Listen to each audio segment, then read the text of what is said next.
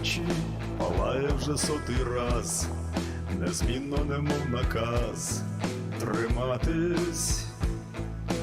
Тіло не хоче, втомилося за цей час, але серед вічних фраз не здатись. Це все може бути з тобою, якщо віддаєшся сповна, як просто стати героєм в країні, де йде війна, як просто стати героєм в країні, де йде війна. Продовжуйте наступ, закріпляйтеся на духу. Сон тільки сниться, а вибухи наяву. Допоки я ще живу, я дію. Кров струмениться, окроплюючи траву. Не в фільмі, а наяву події. Це все може бути з тобою, якщо віддаєшся сповна, як просто стати героєм в країні, де йде війна, як просто стати героєм в країні, де йде війна. Є гранати? Є. Граната! Подарунок! Небо вітає, і поряд мій побратим. Ми бачимо сизий дим під нами. Наші тримають, а тут ворогів нема. Тут вічність нас обійма, як мама. Це все може бути з тобою, якщо віддаєшся сповна, як просто стати героєм в країні, де йде війна. Не просто бути героєм в країні, де йде війна.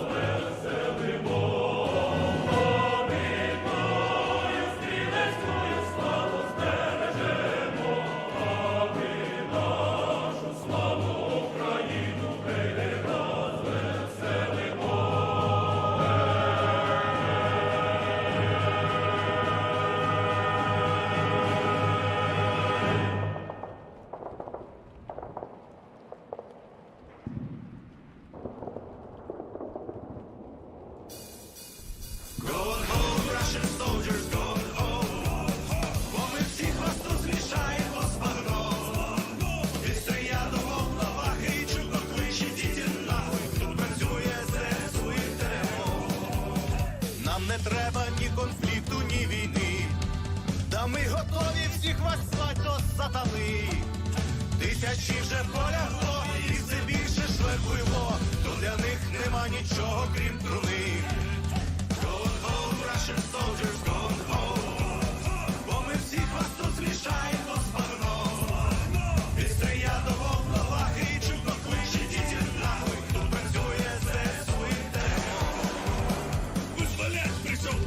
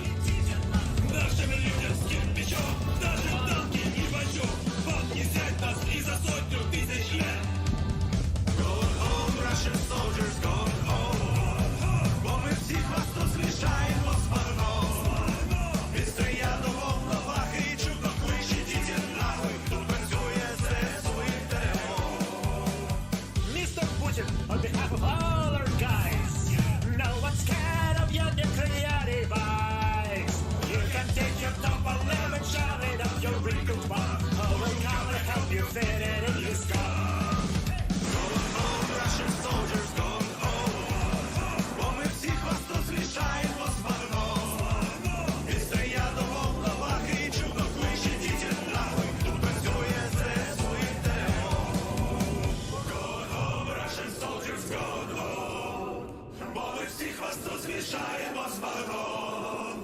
І стрія до Волновахи чутно кличні діти нахуй.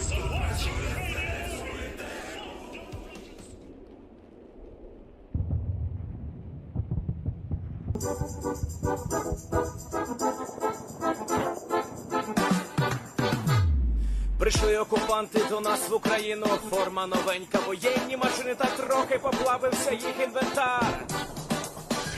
Байрактар. Байрактар. Російські танкісти сховались в кущі, щоб лаптем посьорбати довбані щі, та трохи у чах перегрівся навар. Байрактар. Байрактар. Приперли зі сходу до нас барани для восстановлення Великої страни. Найкращий пастух баранячий хотар. Байрактар. Байрактар. Їх доводи всяке озброєння різне, потужні ракети, машини залізні, у нас на всі доводи є коментар. Байрактар. Байрактар. Вони захопити хотіли нас зразу, а ми зачаїли на орків образу з російських бандитів. Робить примар. Байрактар. Байрактар. Російська поліція справи заводить, там вбивцю рашистів ніяк не знаходить, хто винен, що в нашому полі глухар.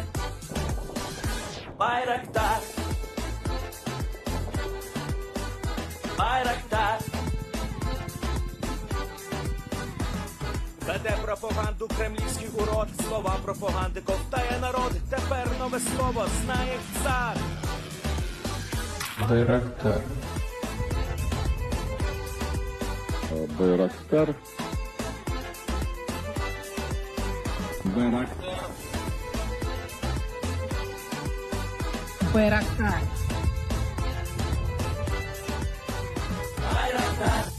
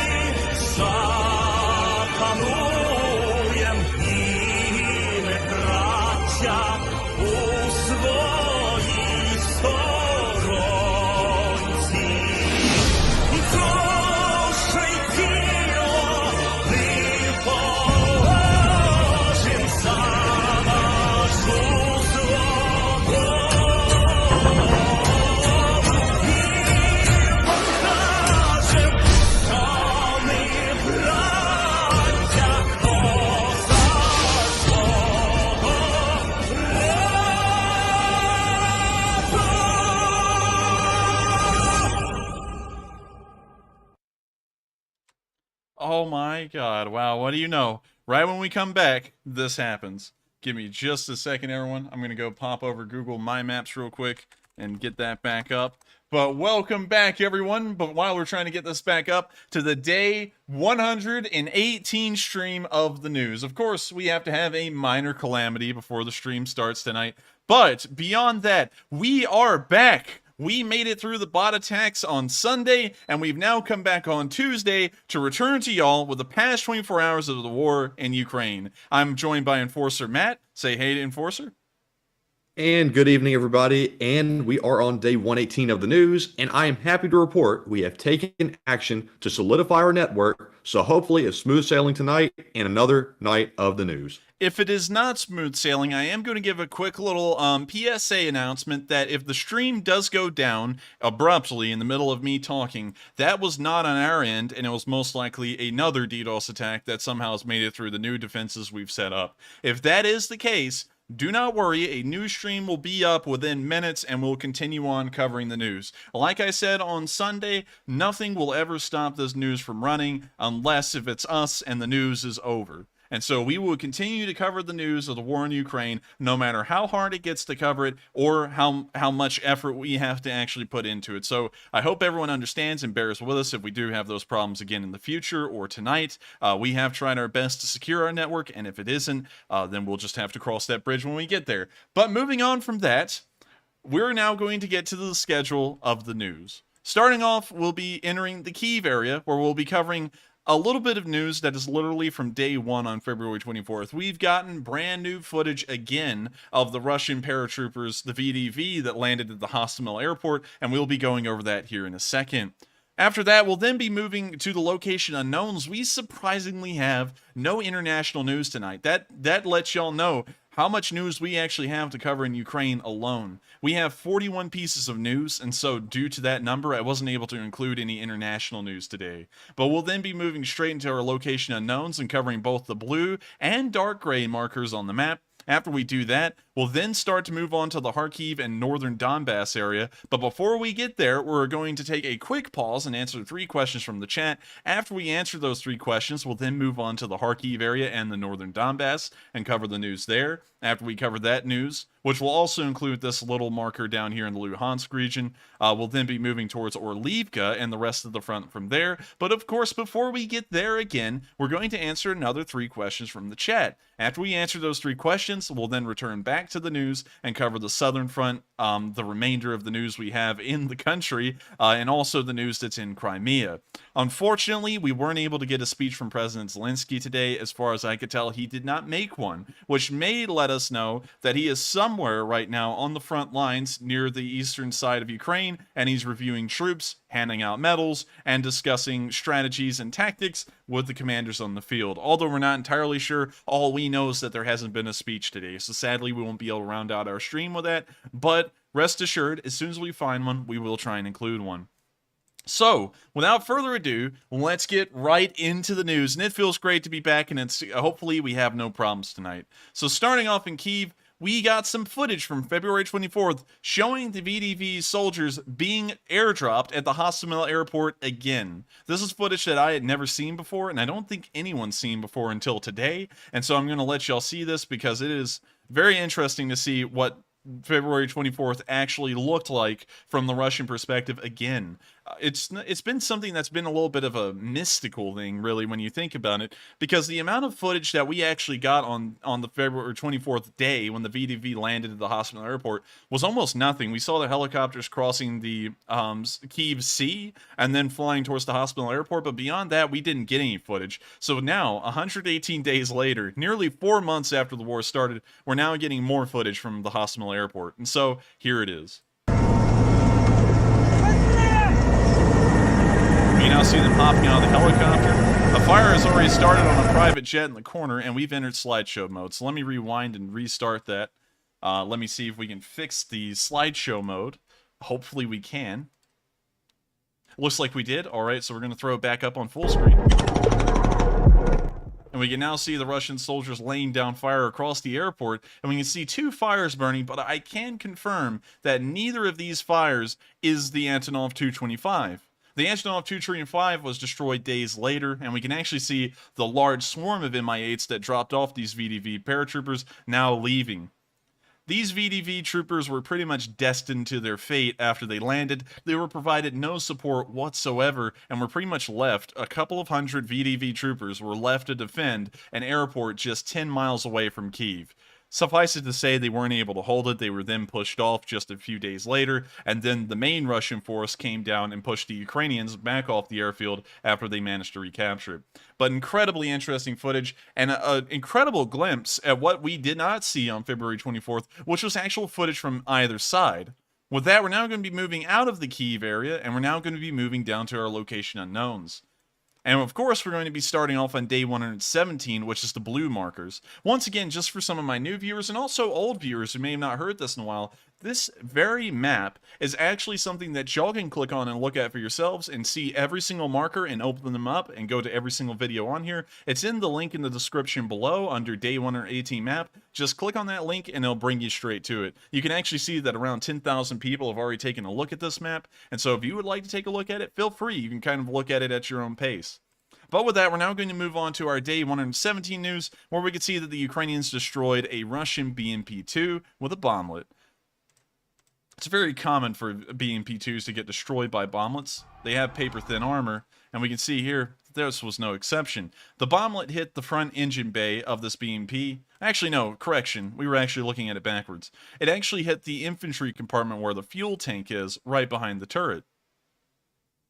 We can now see the drone surveying the tank a little bit more. We can see it's already abandoned. All of the hatches are open and there's no crew nearby. We can now see another BMP-2 sandwiched in between two houses, and it has also been abandoned. And so it appears that before this drone could even get to these APCs, they had already been abandoned by the crews. We don't know why, but it seems that the Ukrainians, making an assumption here, were not able to capture these BMPs, and so they decided to destroy them so they wouldn't fall back into Russian hands.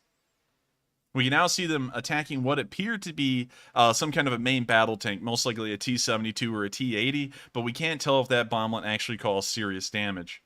With that, we're now going to move on to our next bit of location unknown news, where we can see the Russians supposedly planning. And when I say planning, I mean it's staged. So we'll check out this video and take a look at it. Now, the actual artillery footage isn't staged, but this little bit right here, I can tell you is 100% staged. You can see how they're all staring at the drone, and then somehow, I don't know what this guy was doing. Let's go back and look at this again. He points this, little handheld radio at the camera, like they're devising some kind of a battle plan there, but you can tell he can hardly even see the screen. So now we see some soldiers running down a dirt road and then veering off of it into the shrubs. And now we can, of course, see the staged acting. I'm not sure if they're even paid actors. That would be a bit of a stretch, but they're pretending like they're actually looking at drone footage, I guess, replaying it on the camera and making it look like they're doing it over again. But the footage is too crisp, and you can tell that this is something that was staged afterwards just because they've laid out a map. And whenever we see either side using drones normally, they're usually never able to sit down and set up chairs and stuff like they're at a picnic. Usually they're having to stand up and use them, or they're crouched down near a wall close to the battlefield flying the drone. So in those instances, just based off of the precedent we've gotten so far, and this could be wrong, but I feel like this is staged.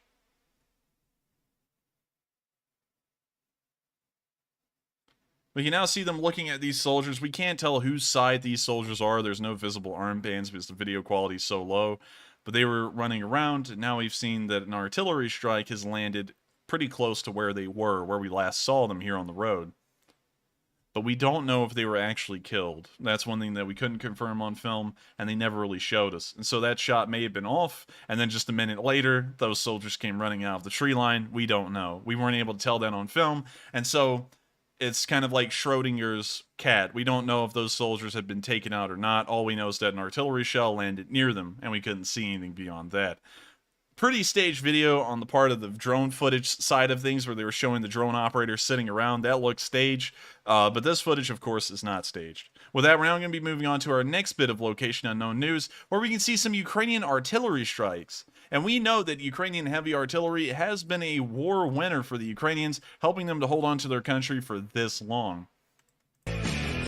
We can now see the BMP moving along. And now, here's why I'm saying Ukrainian drone footage is usually authentic and that last clip wasn't. We can see this guy right here. They're not sitting around on a picnic. They're not sitting on lawn chairs. They haven't had enough time to do that. This guy's literally sitting in a field, well, standing maybe, and operating this drone from there, which is what we've normally seen on film from both the Russians and the Ukrainians when it's not staged.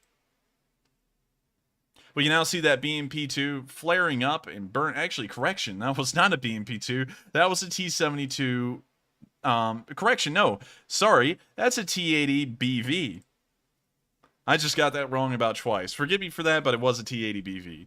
We can now see Russian positions that have been dug out alongside the road, a common strategy for the Russians wherever there's a built-up road, and they were getting bombarded by the artillery. We can now see a montage of more Ukrainian artillery hammering down on Russian positions. Something was burning inside that building. We couldn't tell what.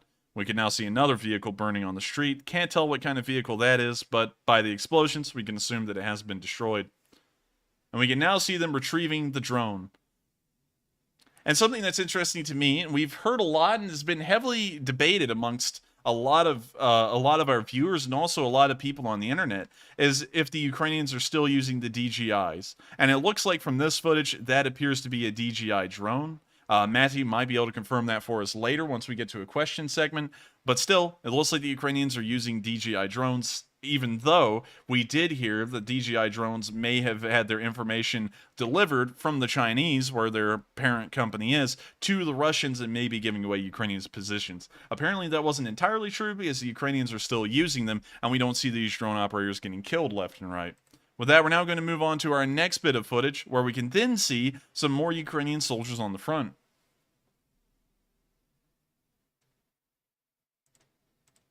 Now, this was an interesting bit of film. It has some pretty decent music in it, so it will have to be muted.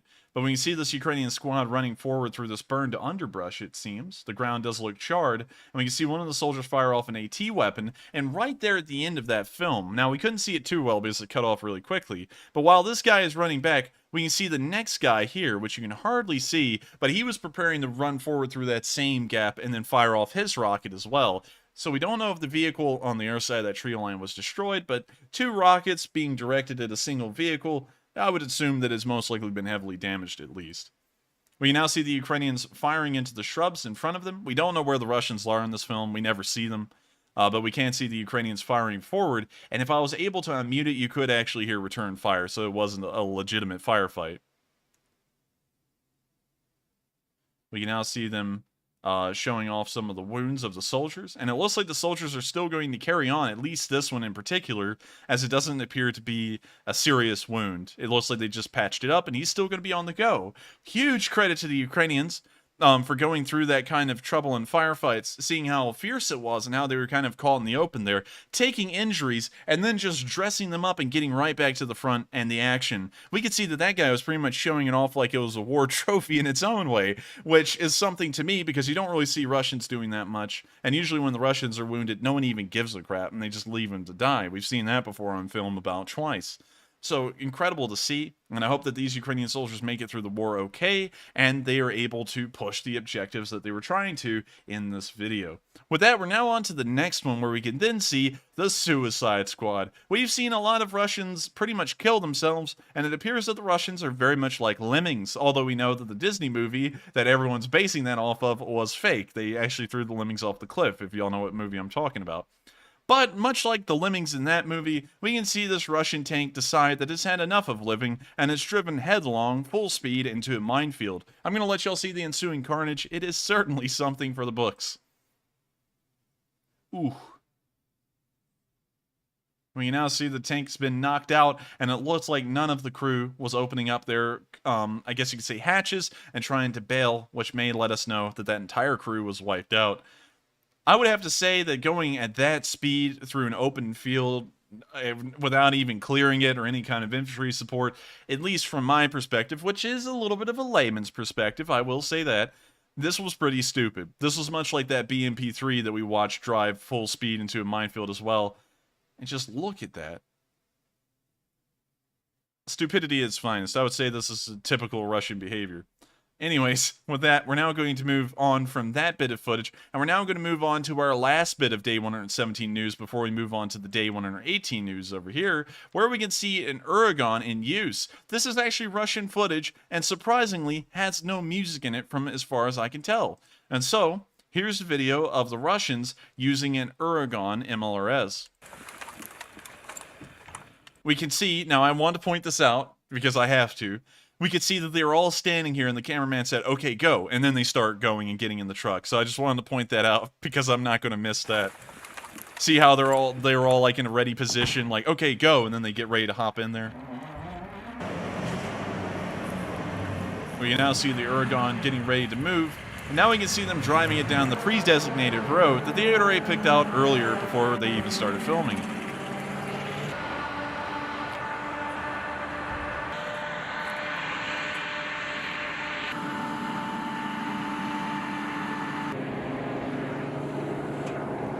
They're now preparing the Uragan to fire. We can see that they're having to install the base plates, I guess you could say. I know that's not the correct term, sorry for that, but I'm going to call them base plates. We can now see them preparing to aim the MLRS launchers itself, and we can actually see something interesting, is that 3 of the rockets are missing, and so either they didn't have enough rockets to entirely reload this Uragan, or there's something wrong with these launching tubes where they couldn't load them, either one or the other.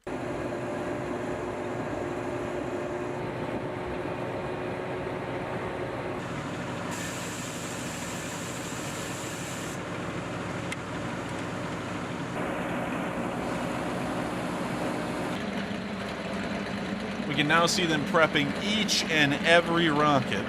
And this gives you an idea of how long it's going to take this artillery crew to shoot and scoot, unlike an M777, a Caesar SPG, or the Ukrainian MLRSs that we see, like the Grads, that are able to just drive into position, pretty much shoot almost instantaneously, pack up and leave. This crew is going to be sitting here for an unknown amount of time because they're, of course, time-lapsing this stuff in the film and cutting out a lot of it, and it's going to take them like maybe 7 minutes to set up or so. Then they'll fire, and then it'll take them probably another 6 or 5 minutes to pack it up and leave, which is very dangerous for this crew because a Ukrainian drone could find them, or a Ukrainian artillery group could commit counter battery against this MLRS and destroy them. So, of course, something interesting to keep in mind, as this man is literally prepping each rocket to fire. We now see them finally adjusting the MLRS, talking on some radio, and now it looks like they're ready to fire. And now they are firing the rockets.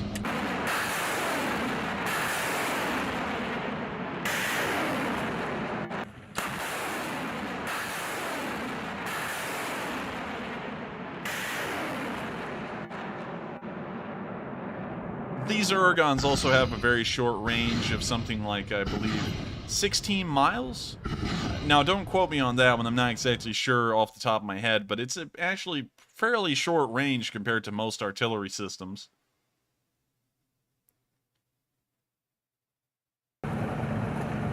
And now we can see, okay, now this was something important to point out. They completely skipped the takedown procedures. They've gone through all of it, and now they're turning the MLRS launcher back into place. So who knows how long it actually took them to pack up that MLRS, because they're not going to show it to us for that, because they know it's going to look bad if they showed you, the Russians having to take like 5 minutes or so to take this thing down.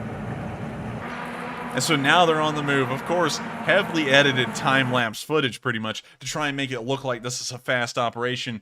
But the truth is that this is as slow as molasses, and these kinds of artillery crews are usually getting wiped out on the Russian side because they're so slow, because the equipment is so dated and cumbersome to use. With that, we're now going to be moving out of the Day 117 news, and now we're going to be moving right into the Day 118 news. Starting off, we can see that Patrick Lancaster sullies himself as an MLRS fires behind him, and of course, in usual fashion, the post was deleted. So sadly, we won't be able to watch that film, but I can tell you, I watched the whole entire thing start to finish, and I got a great laugh out of it. I hope y'all can find that out there somewhere, because unfortunately, it looks like it's been removed from where I found it. With that, we're now going to be moving on to the next bit of news, where we can unfortunately see that the Russians did hit an M777 artillery system today. It appears that a Russian drone was able to catch one, either in the packing or unpacking process, and it hit it. So I hate to say this, but this is something that you can't really fake all too well. We can see the Oshkosh truck that was taken over there by the Americans to support the Ukrainians, moving around on the roads and also near the artillery piece. We're about to see it get hit, unfortunately.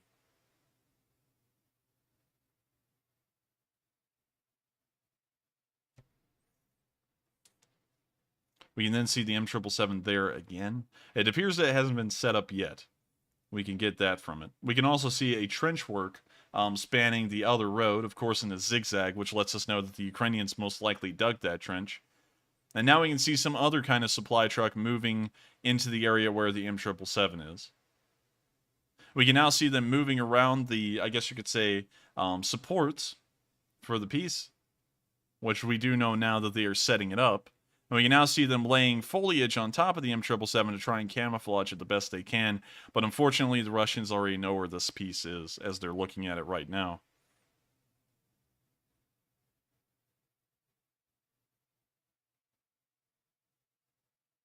We now see a large group of Ukrainians moving towards the supply truck, it appears. And the drone is still watching them. And we can now see the crew taking... I can't really tell exactly what those are. Those may be charges. But they're now taking them and grouping them up in a large area over there near the side. Now we can see Russian artillery coming in. And unfortunately, this crew was caught in a very bad situation. The gun was just unpacked, and they are still in the process of unloading what's most likely ammo from that truck, and now they're under artillery fire.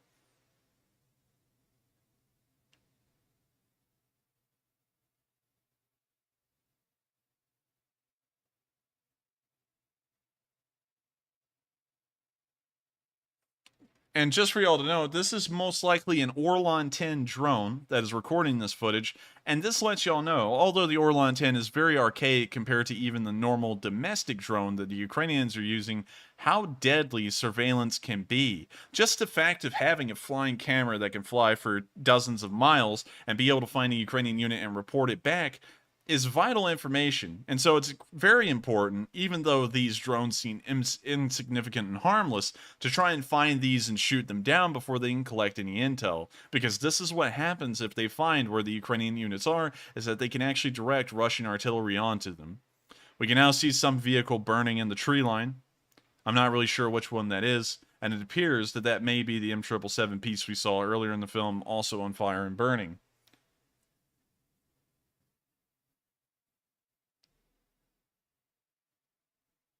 And that is the M777 that is on fire.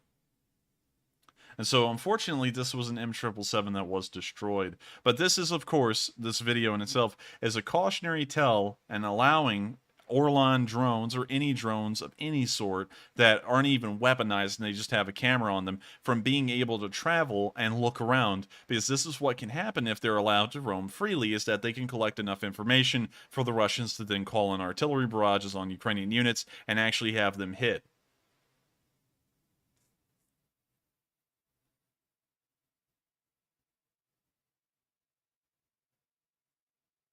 We can now see something else catching on fire and burning. It looks like it may be an ammunition cache. I'm not exactly sure.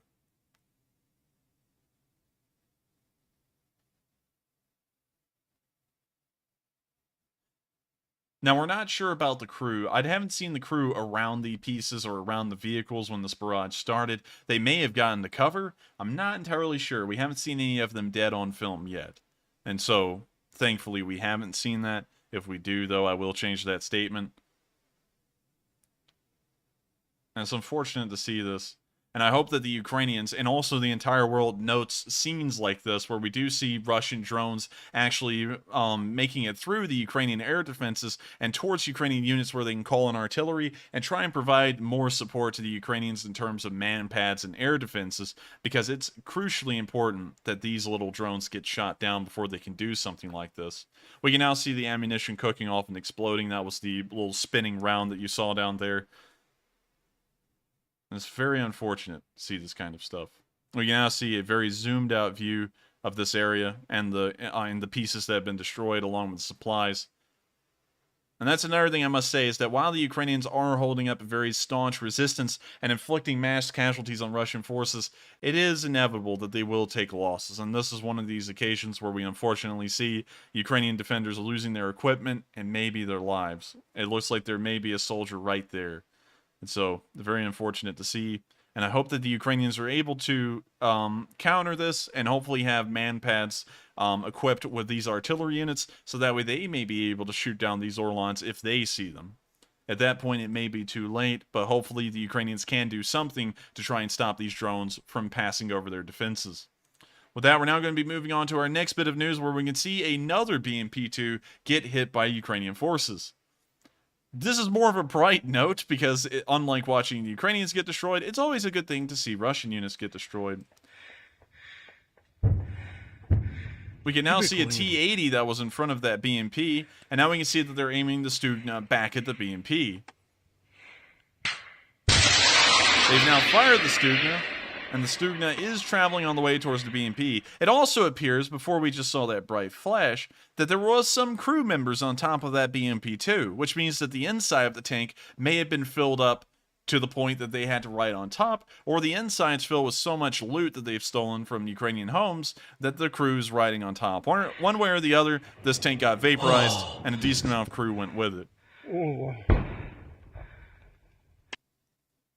With that, we're now going to be moving on to our next bit of news, where we can then see a man-pad hitting an Orlan 10. And this is the kind of footage that we want to see. This is the kind of good stuff that the Ukrainians need to keep on doing against the drones. We've seen a couple of films like this. They're all in the usual fashion. A man-pad shoots up into the sky. You can't even see what it's shooting at, but you eventually see a flash and a boom, letting us know that the drone was destroyed. We can now see him aiming the man-pad. It looks to be a pure. The missile is now on its way. Ёбаный в рот. And now we're going to see this soldier walk outside, and he's going to look up into the air to see where that missile is going. Диви, сука, блядь, тобі, сука, вечір в хату, блядь, курва, блядь. And we can see right there, that little white flash that you just saw, and that white little puff, is the Orlan 10 that just got obliterated by the Piorin. So hopefully the Ukrainians can do this a little bit more, because if they can of course save artillery units like the one we just saw in the last video. Третий Орлан. А ну покажи. Сучка, блядь! And with that, we're now going to be moving on to our next bit of location unknown news, where we can then see Ukrainian artillery hitting the Russians again. This time, we saw something a little interesting, so we didn't see a lot of military vehicles in this film. It was mostly commandeered civilian vehicles with Z markings. And this does let us know that Russian logistics has been heavily hindered, if not entirely destroyed in its original condition, as the Russians are starting to rely heavily on civilian vehicles to be able to get their supplies to the front. We can now see the first shell land, and it appeared that it caused a large explosion and the subsequent fire of Russian supplies, which just lets us know that the Russians in that area will be having a little bit of a harder time trying to get ammunition.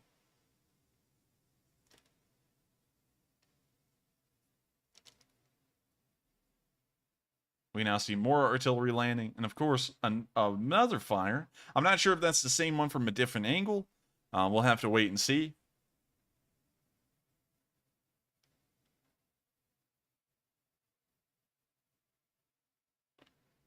We can now see a small little... What in the world was that? Hang on, let me go back and look at that again. We can see some kind of a... I don't know.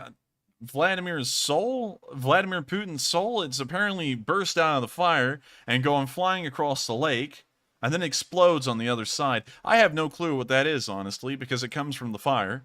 And I don't know what in the world's flying across the place and then exploding on the other side. We can now see the burning house. And now we can see the damage that was caused to the house from the artillery explosion. And the Ukrainians' good work of destroying Russian supplies, and most likely Russian personnel with it, as these little supply hubs usually have a couple of soldiers there kind of operating it as an outpost.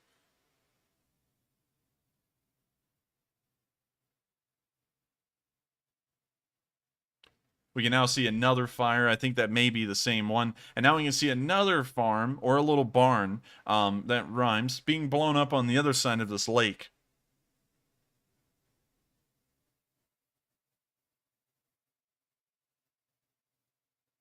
We We now see the other barn getting hit by a Ukrainian shell, and of course, dead on accurate. We can see each one falling onto its mark within one shot, and no evidence of a I guess you could say distancing shot beforehand, or a ranging shot would be the correct term.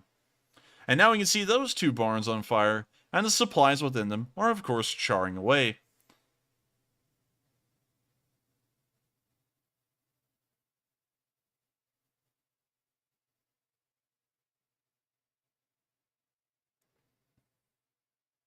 Wonderful to see the little fires burning, and it was really weird to see that little cook-off actually fly across the lake and then explode on the other side. It looks like a Russian soldier, when they got hit, had some of that tasty food from the reopened McDonald's called Tasty Period, and that may have been his innards flying across that lake. I'm not really sure. Once again, that's just an assumption, so take it with a grain of salt, but that's what I'm thinking. With that, we're now going to be moving on to our next bit of Location Unknown news, where we can see a drone attack destroying a car and a tank.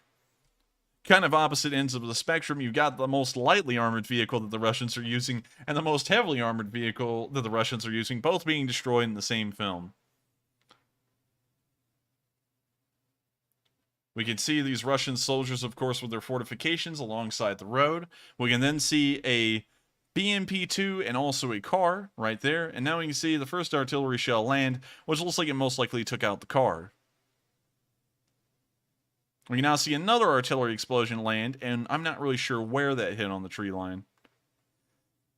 We can now see the BMP-2 burning, and then we can also see the car right back there, which I can't really tell if it is destroyed yet or not.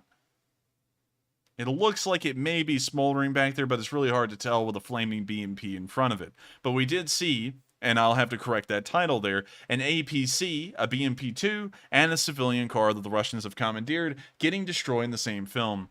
Wonderful to see, and I hope that the Ukrainians can continue to inflict casualties like that and make sure that the Russians are always losing forces as the war continues. With that, we're now going to move on to our last bit of Location Unknown news, where we can see a Russian armor personnel carrier being destroyed. They tried to be a little sneaky here, and they tried to fit it amongst the shrubs, but it looks like it was not effective, as most of it could be seen. We can now see the most Easter eggy looking bomblet. That is the most Easter eggy looking thing, and it looks like they got the tail fin from some kind of a dollar store toy. But regardless of how silly it looks, it is deadly effective as it falls straight down onto the BTR, straight through a hatch, and then explodes. Great job to that drone pilot who dropped that bomblet dead onto that BTR. And then we could see him with a second bomblet rigged to the bottom. You could hardly see it in frame, but it kind of flung in a little bit and then flung back out. And we can tell that by that one bomblet alone, that BTR has most likely been destroyed. They have paper-thin armor, and so any kind of explosion occurring on them can usually destroy them. And so with that, wonderful to see, and we have now reached the end of our Location Unknown segment. So, we're going to start moving on into our Kharkiv and Northern Donbass segment, but of course, we're going to take a quick pause to answer 3 questions from the chat, and once we answer those 3 questions, we'll then move on to the Kharkiv and Northern Donbass segment. And so with that, what do we got, Matthew? All right, so it is now time for the questions. And Enforcer, I've been getting many messages from many of the viewers saying that they have found the speech from President Zelensky today, and I have forwarded that to you in your Discord inbox. So if you'd like to take a peek at that, I will move on to the first question. Gotcha. So first up, we have a $100 donation from Paolo Corradini, one of our longtime channel supporters and legends, who says, "I feel somewhat burnt out as of late, and I find it difficult to keep following as intensely as I did so far. Do you have any advice to offer as to handle war fatigue?"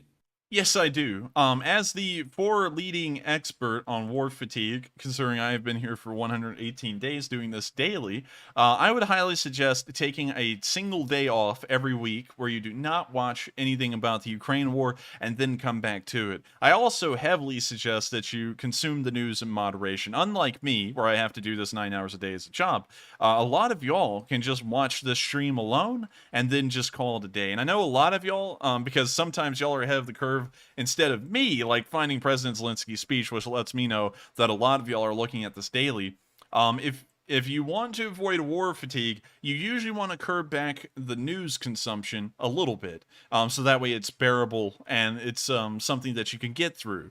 That's one thing that I've done on my end, is that on Mondays I do not look at the war whatsoever, so that way I can have a little bit of a break period where it's not on my mind, and then I come back on Tuesday like today, and I just get right back into it and just keep doing that for the next 6 days, and then Monday comes back around, and then I sit there and I repeat the cycle. So with that, I hope that answers the question the best way I can. That's how I've dealt with war fatigue, because honestly, after 45 days of covering the war every single day, like I did at the very start, y'all can go back and look at that. That was a marathon.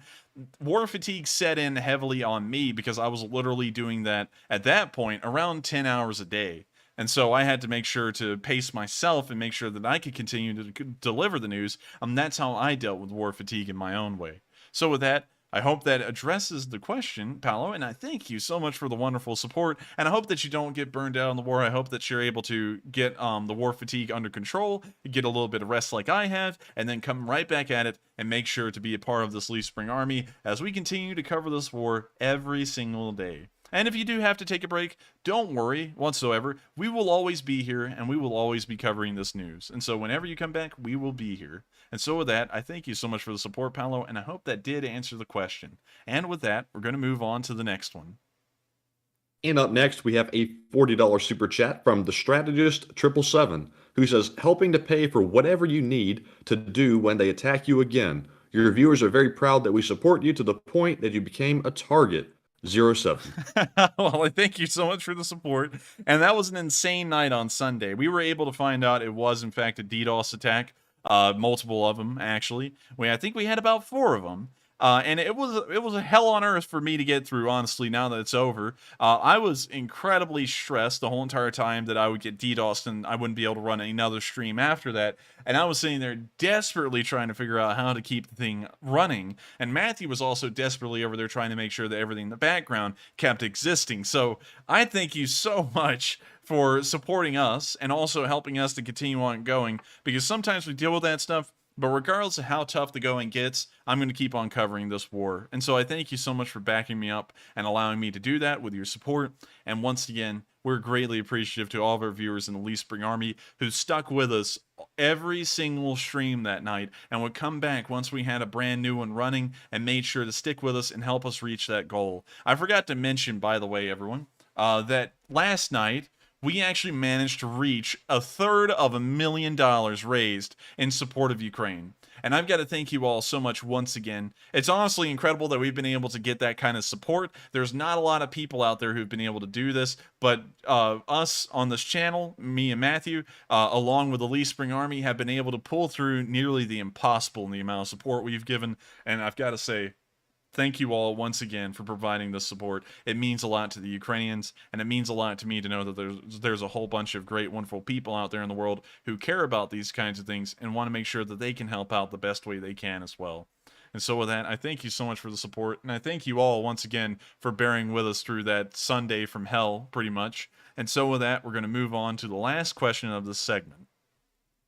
All right, and the last one of this segment goes to David Bryan, who puts in a $20 super chat and says, how long will it take to get enough heavy weapons to begin a counteroffensive?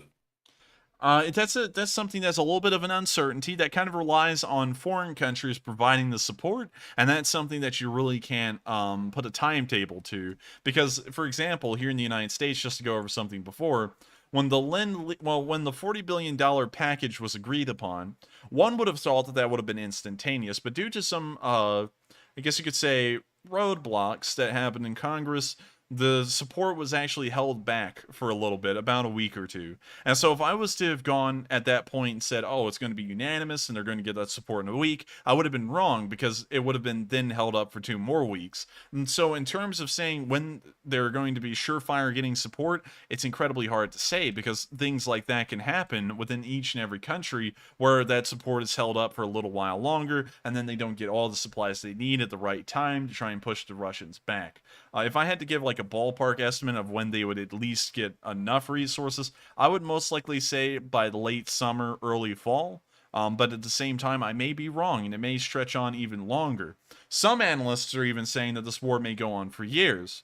And if that's the case, I don't know what we're going to do here on this channel rather than cover it as every single day that we can. But with that, that's actually pretty interesting to me. And we'll have to see if that does turn out to be the case. And we'll have to see how much more support Western countries are willing to give that aren't the United States. We know the United States is pretty much going to be giving nonstop support throughout the war. That's pretty much been made clear. But as far as other Western European countries like Germany, France, and Britain, that's going to be another question entirely. But with that, I hope that answers the question, and I thank you so much once again for the support. And with that, we've now reached the end of this question segment. If you have thrown in a super chat, do not fret. We do answer and recognize every single one of them by the end of the night, and we all thank you, Matthew and me here. Thank you all so much for the support, as it does help this channel to keep running. Without y'all's support, we wouldn't be able to get through because, of course, we do have to pay bills and college and stuff like that. And so thank you all once again for the support. And we're now going to move back on to the Kharkiv and northern Donbass sections. Starting off on day 118, to start off as recent as possible, we have seen the Ukrainians hitting the Russians back with artillery in this area and once again hitting their units. This is something that we have seen repeated over multiple days here on this channel, and day 118 is no exception, as it does appear that Ukrainian artillery is hammering the Russians in the salient and causing massive amounts of damage, at least equipment-wise, and personnel-wise, we're not really able to ascertain a figure, sadly. We will be trying to get a figure on overall casualties soon, but sadly we haven't been able to find one as of late.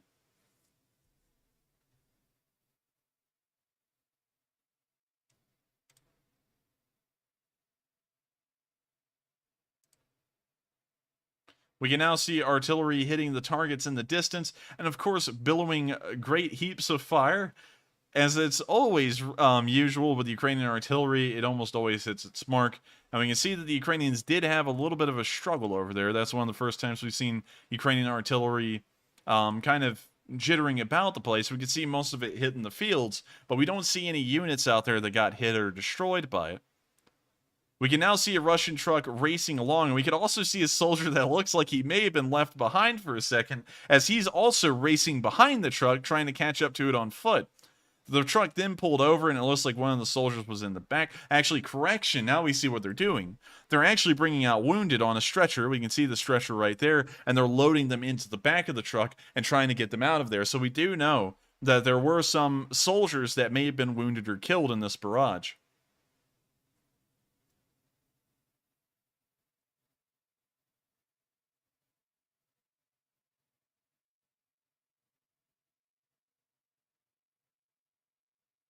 And with that, that is the end of that video, but we can see that Ukrainian artillery was hammering the Russian forces, and it looks like it did destroy a couple of vehicles and also maybe wound or kill a couple of Russian soldiers. Every single loss for the Russians is something that's irreplaceable. Due to sanctions, the best thing that they can continue to produce is most likely ammunition for the tanks, and also their small arms, and also maybe a couple of AKs, because they're not really mechanically complex, and they do have enough raw materials to produce those. But anything beyond that, for example, optics that have some kind of a laser sight on them, or laser range finders, or anything like that for a tank, or guided bombs, or ballistic missiles, or cruise missiles, they don't have the ability to produce those anymore, because the computer chips that they once used in the assembly of these weapons are in Taiwan, and Taiwan has completely banned them from getting any imports of those kinds of computer processors. And so every time we see a Russian vehicle getting destroyed, there is valuable equipment in there that the Russians will not be able to replace. So with that, we're now going to be moving on to our day 117 news from the Kharkiv salient, where we can see another ammo depot in the Kharkiv area being destroyed by Ukrainian artillery. Credit goes to the 40th Artillery Brigade, which is near Kharkiv, although we're not going to say where, as they destroyed the Russian ammunition depots. We can now see the ammunition depot having a nice little blaze on it. It seems that the Russians are using village houses regularly now to try and supply their forces with a low amount of ammunition. I'm sure that this may be an ammunition cache for a single BTG, perhaps, or they're just trying to keep it safe. And now we can actually see that this is a loop of one of the last videos, and we were able to designate a location for it. Sometimes this does happen on the stream. Sometimes I see news and I'll be like, oh, that looks kind of different. And then we see the exact same thing happen. So this is actually a location unknown news bit that's now been located to a spot, which is in Kharkiv. Well, at least the Kharkiv Oblast. So with that, we're going to skip over that news, and we're now going to move on to the next bit, where we can see a Russian SPG-9 unit get blasted by the Ukrainians. Credit for this artillery blast goes to the 92nd Mechanized Brigade, who guided in the artillery that fired at this SPG-9. We can now see that these units have been labeled in Ukrainian Orki, which means orcs, and so we can now see them here with the SPG-9. It looks like they're trying to reload it. We can see them just wandering around like it's a normal day, and now we can see the Ukrainian pointing out with a pin the trench works, and also the incoming Ukrainian mortar fire that's going to be taking out this SPG-9 unit. Once again, I have to point this out. You can tell Russian trenches apart from Ukrainian ones, because look at how straight that trench is. If someone pulled out a ruler and tried to dig a trench as straight as they possibly could, that's what they'd probably end up with. And it's funny to me, the Russians, over 4 months of war, have still not learned how to dig a proper trench. It's silly to me. 100 years ago, people knew how to dig trenches, which is with very hard breaks in them and zigzags. And we see that 100 years later, the Russians still have not learned how to dig trenches properly. But we can see that that's not going to matter, as most of their units appear to be outside of the trenches, and we can now see the SPG-9 unit get hit directly with an artillery shell.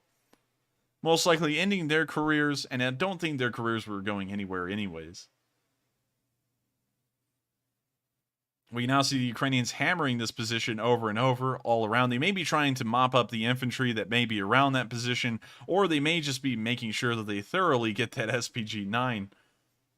But we can now see that one of the Russians has been killed at his post, and the SPG-9 recoilless rifle has also been destroyed as well. We'll say the Ukrainians didn't let that guy get away easy.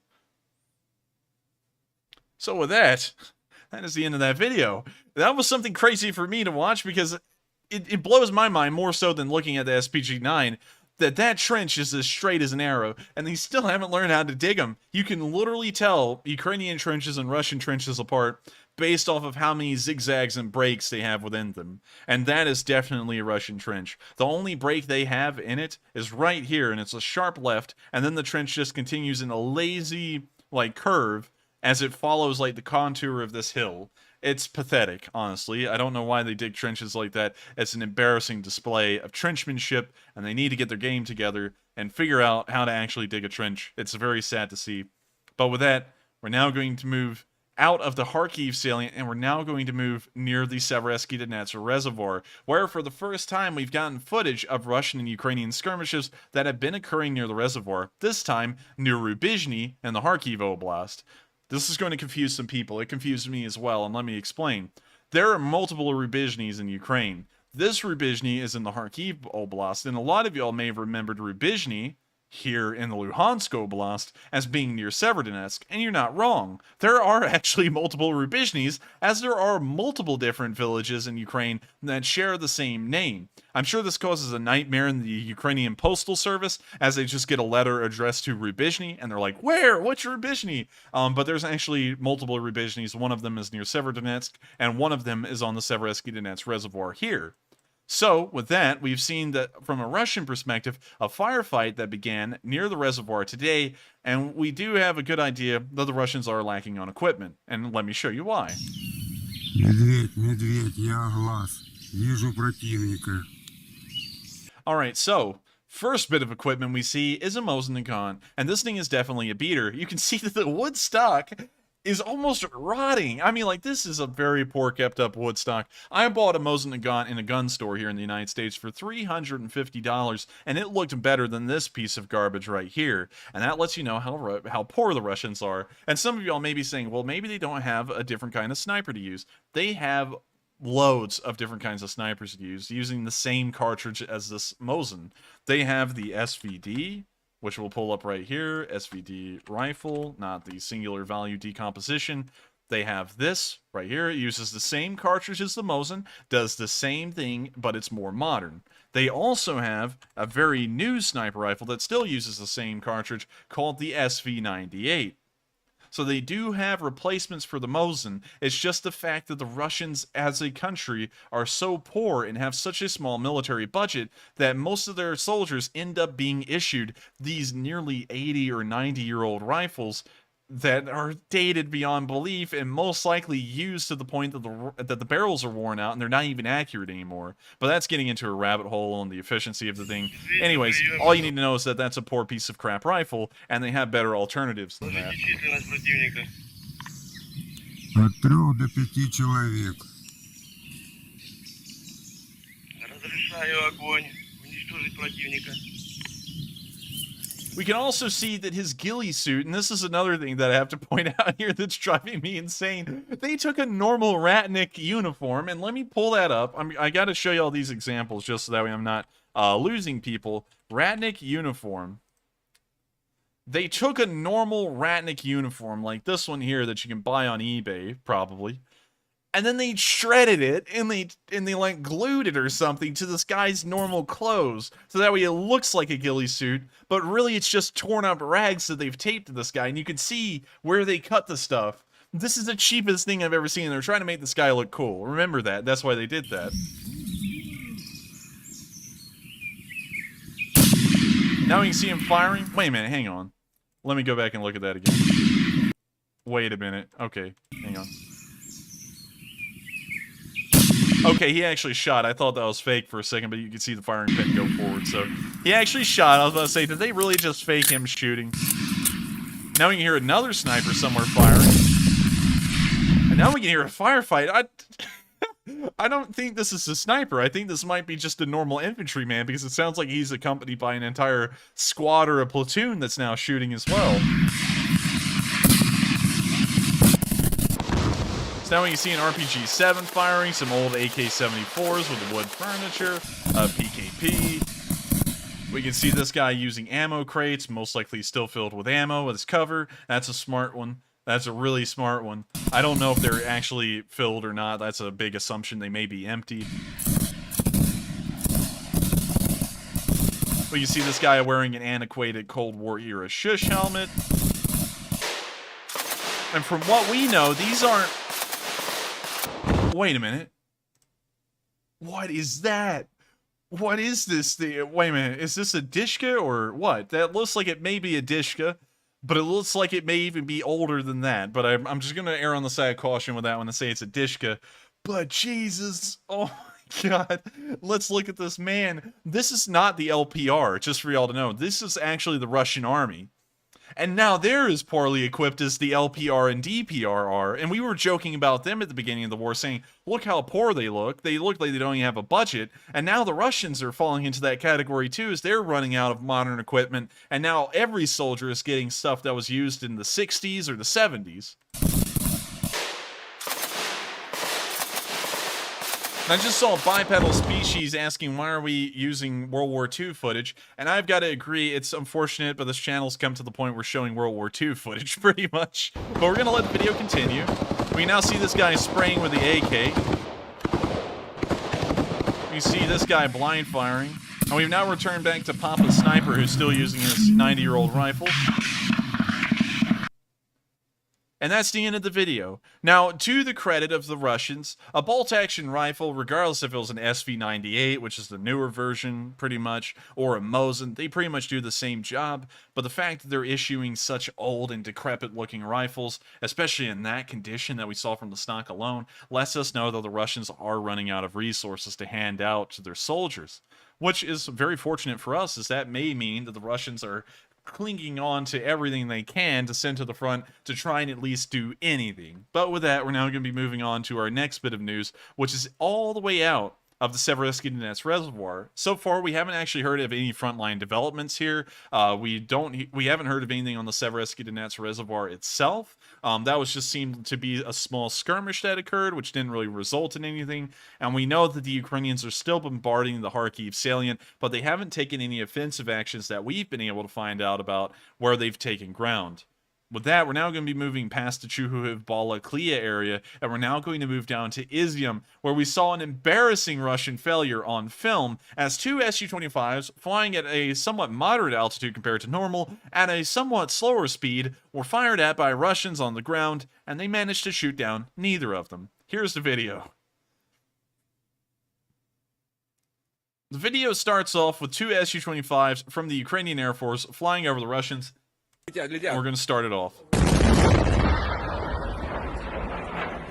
We can now see one popping flares. We now see the second one popping flares, and you can hear an AA gun firing at them. And they're missing. And they're going so slow. I mean, like, these jets are probably going 400 miles per hour, and these things can go around 630. So they're about at half their speed, and they're still not able to shoot these things down with them flying this close to them. Very sad display.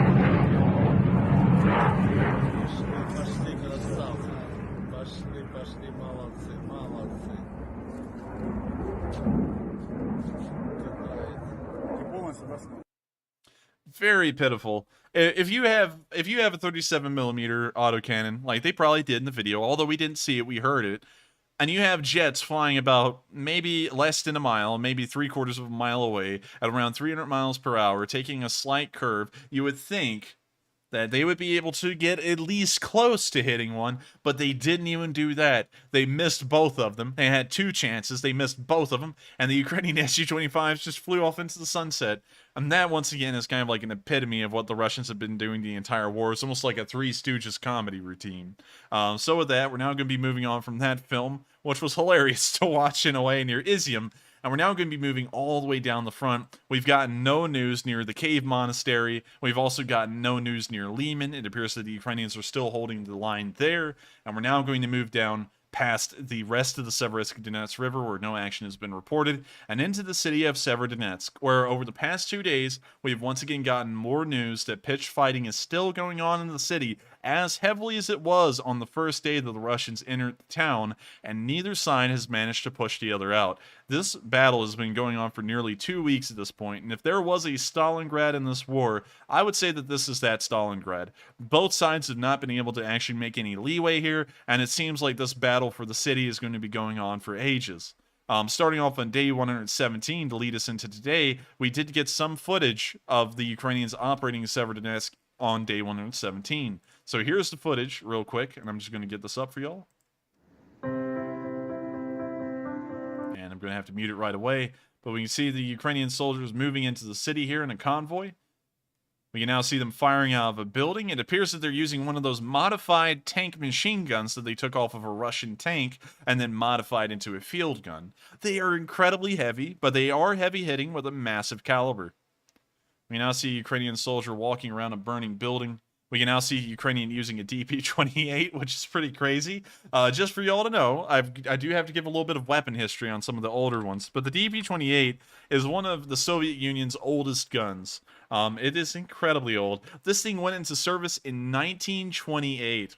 While it is an incredibly old machine gun, it is still a light machine gun, and it does hold up to its purpose, much like an MG42, now called the MG3, kind of holds up to this day. It's not the preferred machine gun, but if you're the Ukrainians, which are of course tight for supplies from the very start of the war, considering they are a smaller country, something is better than nothing, and so we can see the soldier here using the DP-28. Honestly, I wish I could get one. That's pretty much a museum piece.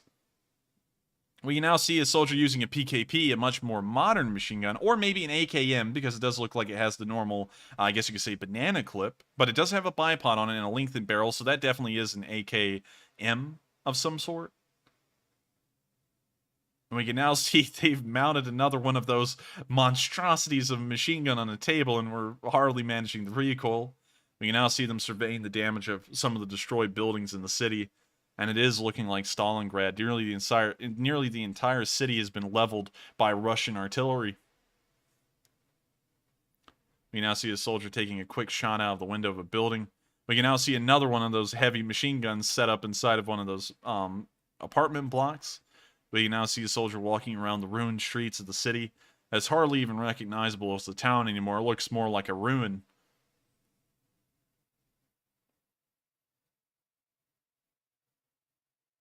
We can now see a soldier firing what looks like an MG3. So I can't tell you for certain. That's an MG3, yeah. That's really cool too. MG3s are modern, but they are based heavily off of the MG42, so practically the same gun, as far as I'm concerned. We can then see another destroyed building, of course burned out all the way, and it looks like everything had collapsed on the building except for this front facade that we see on this picture. We can now see a Ukrainian soldier walking through the open, surveying his surroundings and trying to see if anything's going on. We can also see that he has a grenade launcher slung under the rifle barrel, which he may be trying to get ready to shoot. It looks like that's what he's doing. Yep, that's exactly what he was doing. We can then see another destroyed building, and you can get the idea. I believe that Severodonetsk may even be further destroyed than Mariupol ever was. We haven't seen a single building that seems somewhat intact so far. There were many buildings of Mariupol that still stood, although they were ravaged by fire, but all 4 walls were intact, and so far we haven't seen a single building in Severodonetsk that looks like that. We can see another fire raging in even another building, another entirely burned out building once more. And this may be one of the only intact buildings in the city, as it still has an actual window pane in it. And I'm not sure what they're saying, but that apparently was a sign-off to this little montage. And it's impressive to see what the Ukrainians are having to deal with. Just like the defenders of the Azovstal and Mariupol, these soldiers in Severodonetsk are going through hell on earth. The city isn't even recognizable as a city anymore. It looks like a ruin from ancient times, and yet they still press on and continue to defend the city the best they can, and are actually giving the Russians a run for their money, as the Russians have not been able to make any ground whatsoever over the past 2 weeks. With that, we're now going to move on to our next bit of news from day 117, where we can see a Ukrainian tank in action in the city as well. It's right down there, and it's also marked with a Ukrainian flag. And so I'm going to get this up and unmute it. And I'm now going to unmute it again.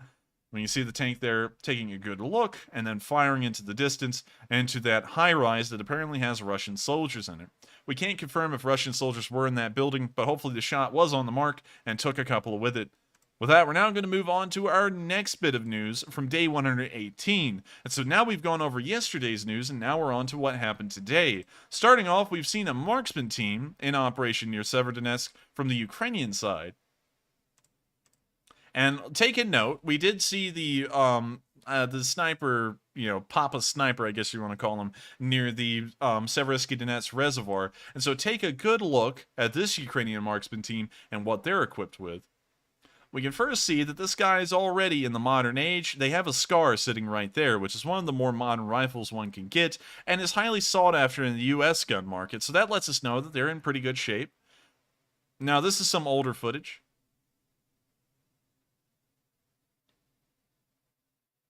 Now we can see them moving upstairs. Now, this, as far as I'm concerned, I believe is newer footage.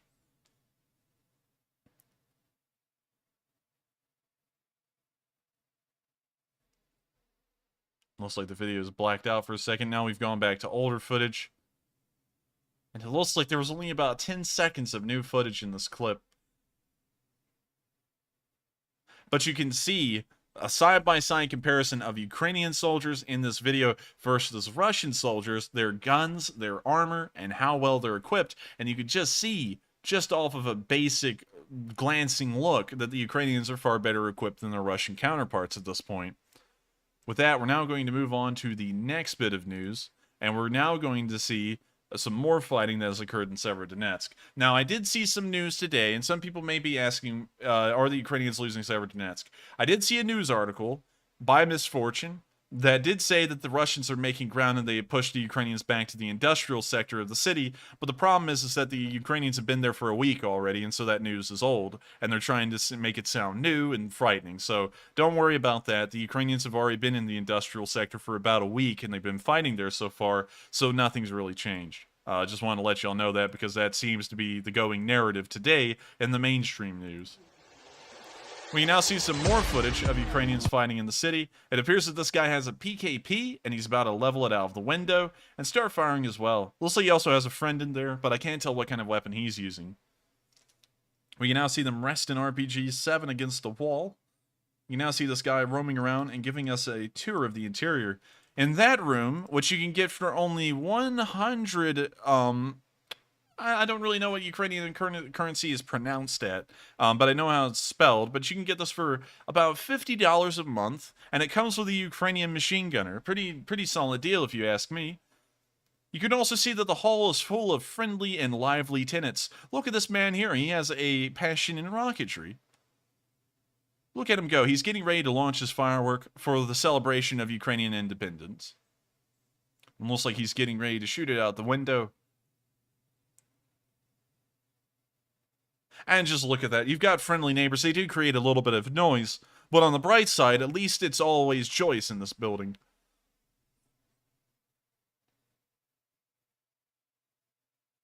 We can now see the other guys, of course, celebrating Independence Day as well and firing off their guns. We can now see the man who has a great passion for fireworks and rocketry now coming back into the room to show off to his friends how good his rockets really are. And we can see that his rockets are taking all the Russians out of the yard and dispersing them into smaller pieces. We can now see a little bit of a roam around the rest of the building, which we, in all seriousness, can see is in far worse condition. And we can now see the RPG man leveling his RPG again and then firing it back out the window. And I just saw someone say modern day Jamshid, and I entirely agree. You and me have seen the same video, and I thought that Jamshid man was some incredible stuff. If y'all haven't ever heard about him, go pull him up on a Google search. Just type in Jamshid, and I'm sure the video will pull up. It's about an Afghan soldier who carried around nothing but an RPG, and he did incredible work in Afghanistan with that thing, and he was incredibly brave as well. But it looks like we do have a modern day Jamshid here, as he was going around the building just absolutely going to town, and he does deserve Elton John's Rocket Man played for him when he enters the room. Well, that we have now run out of news from Severodonetsk, and we're now going to start moving further down the front and covering the rest of our northern Donbass news. But before we leave the city, we are going to, of course, give a little bit of an update. Neither side has made any ground. That's, of course, obvious. There is a reason why. We apparently know that they're fighting on a single street, and I believe it's actually Central Avenue right now, or this Boldana Lishchini Street that they're fighting for. It pretty much divides the town and creates this clear line through it. I don't know which street it is at the moment. We will try and get more information on that. But it's pretty much become, I guess you could say, the demilitarized zone in between the two sides, or the no man's land would be a better term. And both sides, of course, are fighting as hard as they can to push the other out of the other side of the street. But we haven't seen either side do that yet. We will be trying to keep up to date if there is any advances from both the Russians or the Ukrainians where they actually are able to get to the other side of the street and create a foothold. But currently, we don't have any information like that. And all we know is that it's still in deadlock in the city. With that, we're now going to be moving out of Severodonetsk and further down the front, around the area of Bila Ora, where we've seen the 17th Brigade, which is near the city, hitting the Russians with a mortar strike.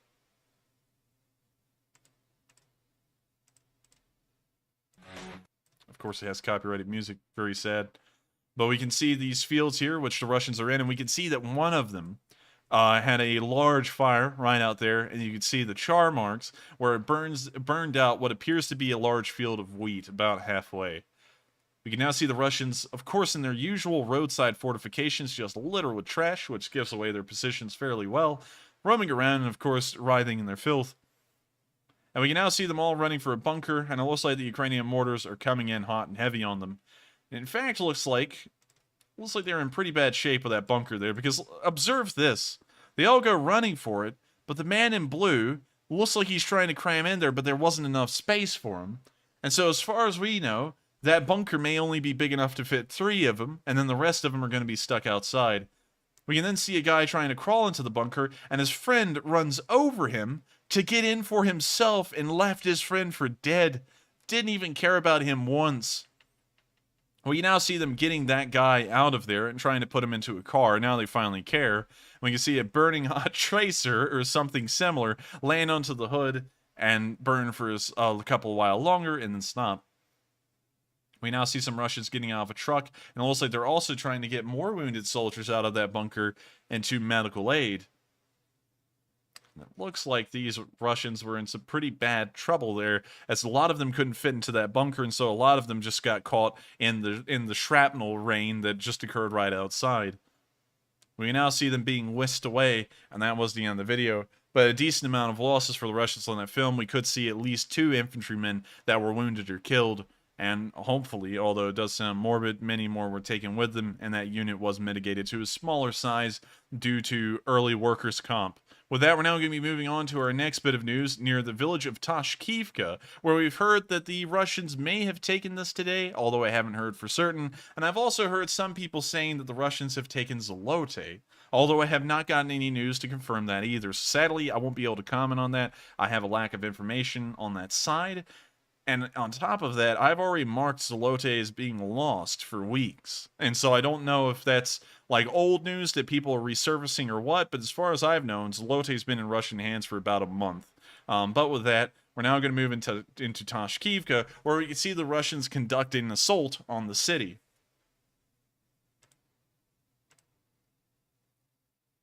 Tashkivka is a very small village, much like most Ukrainian cities, and one does have to remember that while Ukraine is expansive and incredibly large, they only have a population of 40 million, so some of their, I guess you could say, larger towns are pretty small. But you can still see that there were Khrushchevkas built in them at some point, which always gives them a little bit more of a built-up look. You wouldn't see this in a normal small American town like that. Only in former Soviet countries would you see built-up apartment blocks like this in a small village.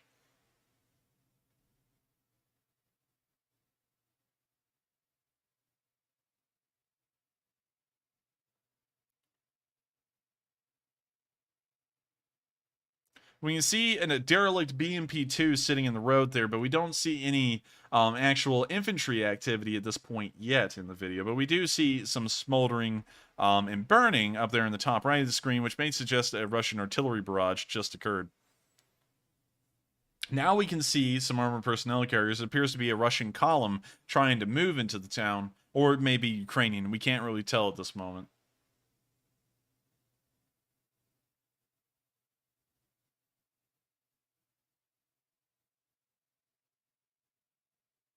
And I just saw FPS1 call the Khrushchevka blocks Commiplex. And I usually call them Commie blocks, but Commiplex actually sounds pretty good.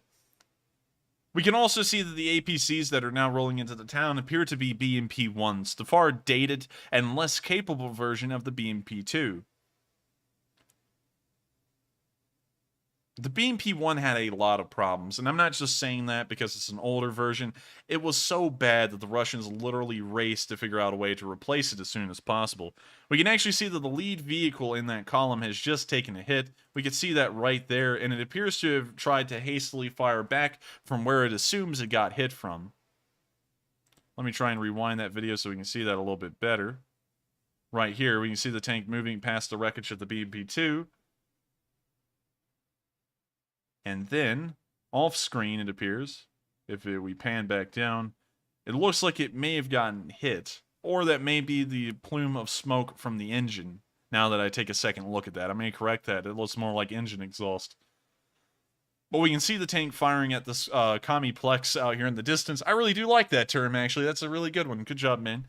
But we can see it firing at the Commiplex, and we can now see the BMPs, one over here on the left side and one right behind the tank on the road, dispersing and still trying to advance and cover ground. We can then see the BMP-1 fire at the top right side of the building.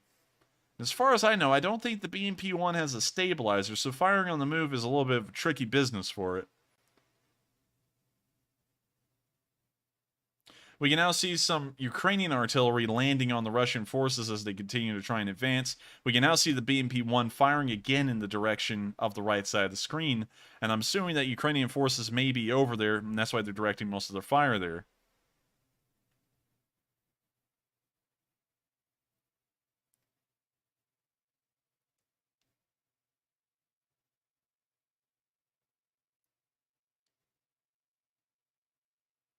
Now it looks like we've had a little bit of a moment of silence here. We haven't seen any fire. Well, correction. We just saw that main battle tank fire into this field, but we don't see any Ukrainian forces there, and we didn't see any during the length of the film.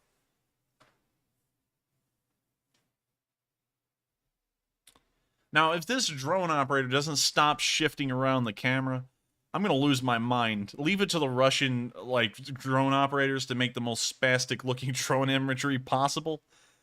I've never seen anyone rotate around the camera like this for no reason. This guy just pans it up and down for some entertainment in his free time.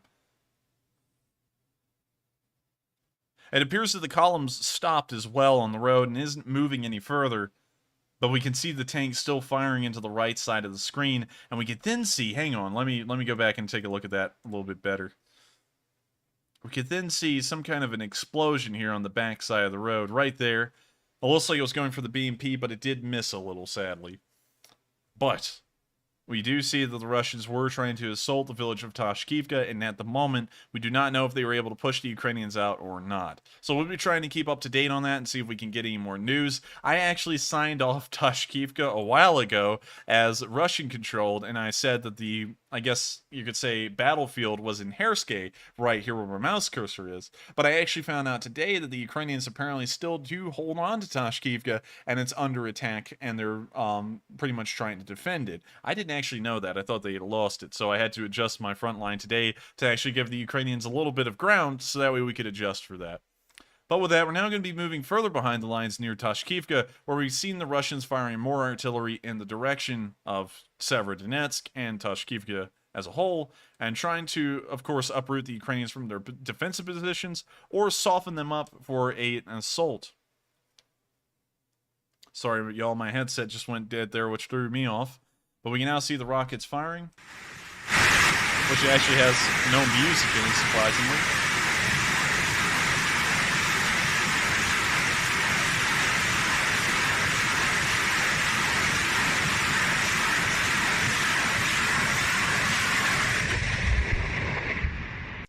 And those rockets are, of course, going to land somewhere around the Ukrainian units or in a Ukrainian city and wind up killing Ukrainian civilians or maybe peppering a Ukrainian unit. We know that this has never done anything to dissuade the Ukrainian defenders, and so while it's always something that's in the back of everyone's heads when we watch an artillery barrage like this and we think, oh, is that going to break the Ukrainian lines? It never really has. You know, we've never actually seen a major breakthrough caused by these artillery barrages. It may push the Ukrainians back a little, it may stun them a little bit, but usually the Ukrainians are able to hold on to their lines regardless of whatever is thrown at them. With that, we're now going to be moving on out of the area of Severodonetsk, and we're now going to be moving further down the line and towards Kharkiv itself on day 117 again, where we can see a tank hit by a mountain assault brigade of the Ukrainian forces.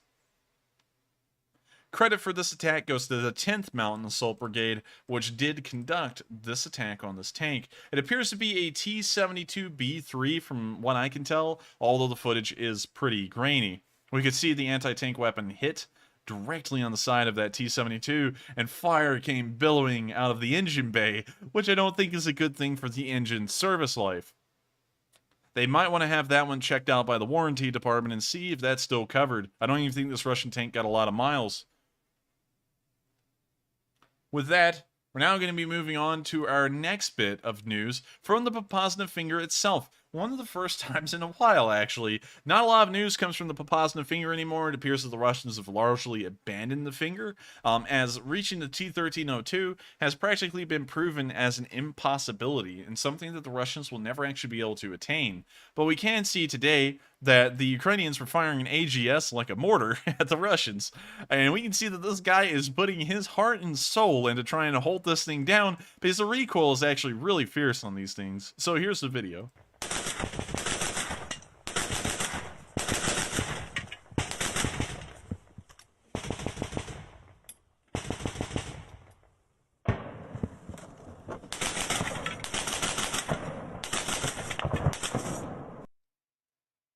Pretty interesting video, and it's always crazy to see how much recoil these 40mm grenade launchers have.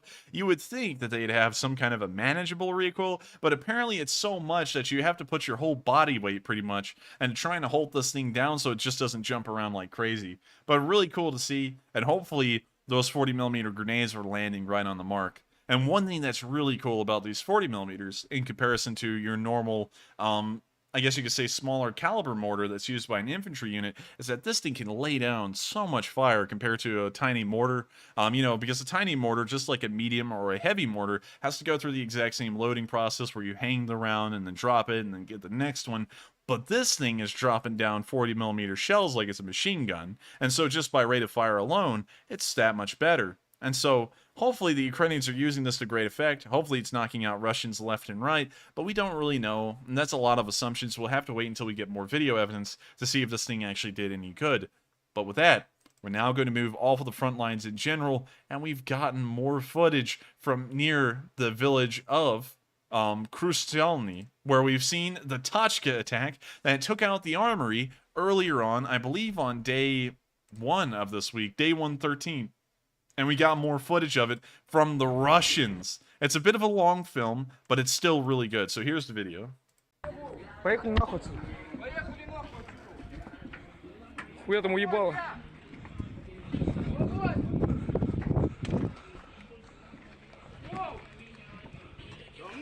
Съебываем отсюда вообще. Груз, закрывай борт нахуй. Бля, ну все в снарядах, да ну нахуй. Пизда нахуй. Нихуя она уебала, вы видели? Пиздец. Я смотрю, все ураган был или что? Это РС-ка была? Это не РС-ка была, это точка У нахуй. So we can hear the Russians having a little bit of chaos here. Да, что делать нахуй? Где Вова-то? Бля. Что куда делать-то нахуй? Я не знаю. Бля, здесь снаряда нахуй, здесь We hear a little bit of explosions in the background, which means that the Tachka attack may have already happened, and that's the ammo blowing up.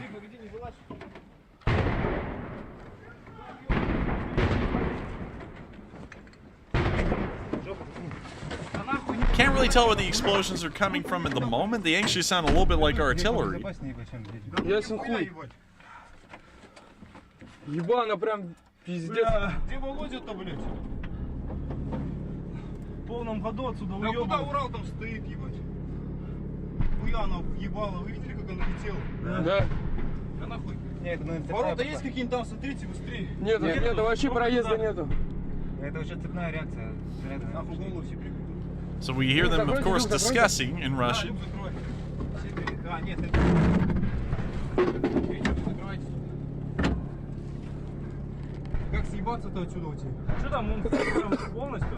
Now we can hear this man has bronchitis.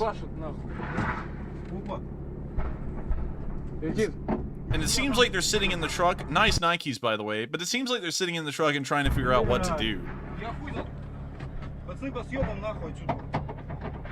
Нахуй тачки. В натуре бежать отсюда. Нахуй бежим отсюда, все, бегом. Now we can hear them getting back out of the truck. And now it seems that the explosions have gotten a little closer to them.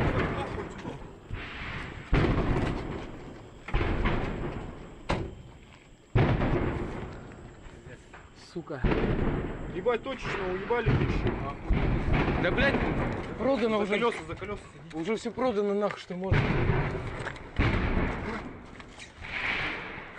The explosions just keep going. I think the ammo depot has already exploded, and what we're hearing is the ammo cooking off within it. Now they're running, but we can't tell really where. They are running for their lives. We can now see the man with the Nikes again. And the explosions are getting more and more ferocious and louder and louder.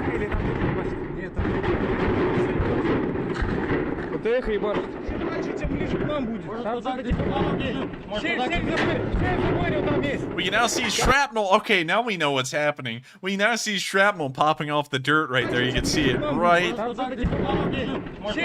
see. Right there. Shrapnel's popping off the dirt. The ammo depot is exploding and sending shrapnel fragments everywhere along with the shells. They're now running again for their lives, and the explosions are getting even closer and even louder. Things are going into a hell in a handbasket for these guys, and they are freaking out.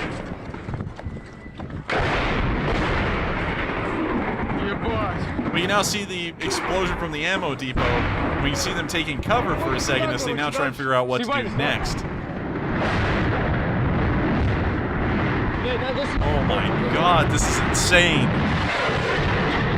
There's now rockets flying out of it.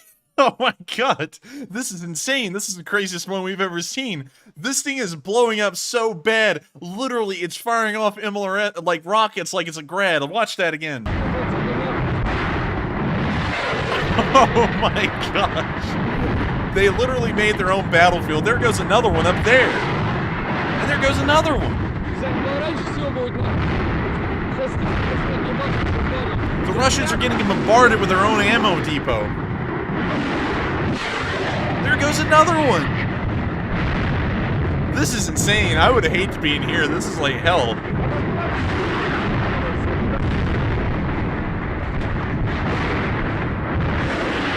You now hear another rocket flying off.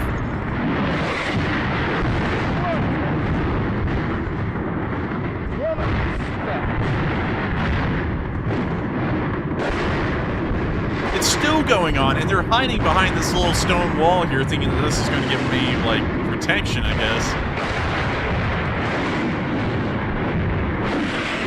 The rockets are still flying over them. It's just blowing up back there. I mean, like, thousands of tons of ammo, it sounds like, are going off just about a half mile away from them.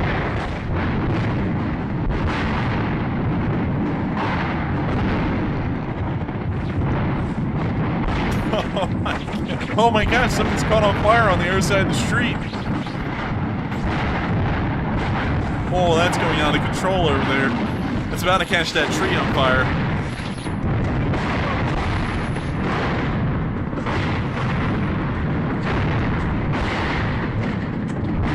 Oh my gosh, that fire is raging over there.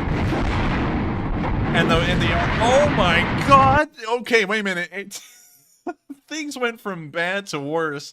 A fire broke out on the other side of the street from something that flew over there and then exploded. And then something goes flying through the air and lands over there, and it's like some kind of an artillery shell that's a high explosive maybe, because it creates an ungodly sized explosion and pretty much removes the tree from the earth.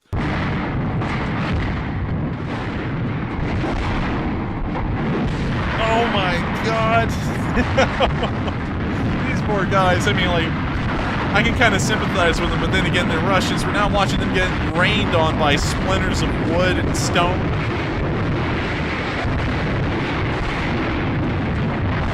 They're rocking around like it's an earthquake in Japan.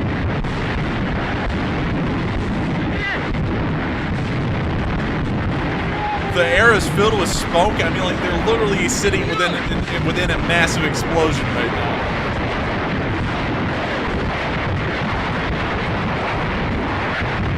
It seems like they're trying to run again, but I don't think any amount of running is going to help them now.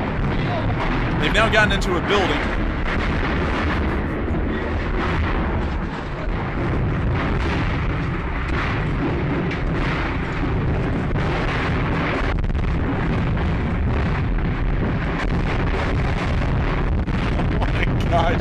It doesn't stop wherever they go. Now there's this red twilight coming from outside. This is the craziest video I've ever seen. Now it looks like hell out there. Oh my gosh.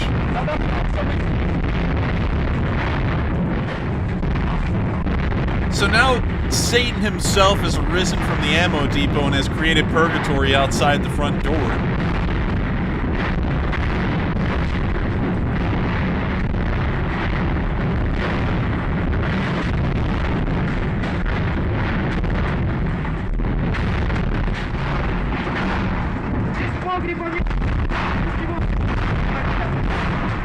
Satan's now torturing the souls of the damned out there, and the Russians are just waiting their turn in the house. The explosions are getting closer because they're getting brighter.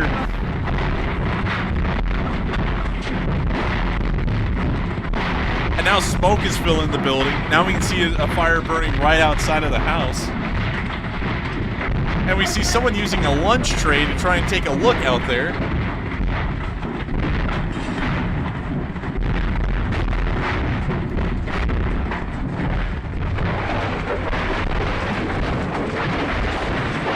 Oh my god!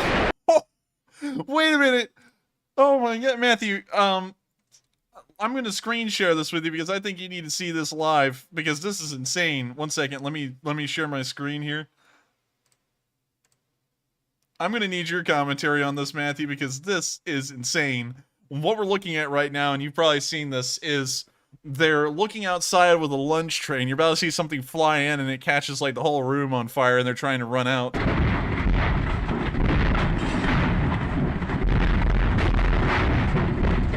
So they're standing there with a lunch tray, and then the whole room catches on fire. I don't know from what. Wow. So now they're trying to run out of that room, probably halfway on fire.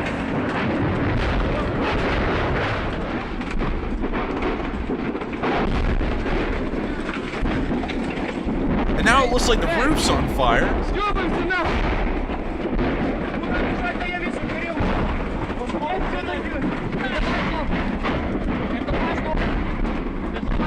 Stuff's still exploding outside.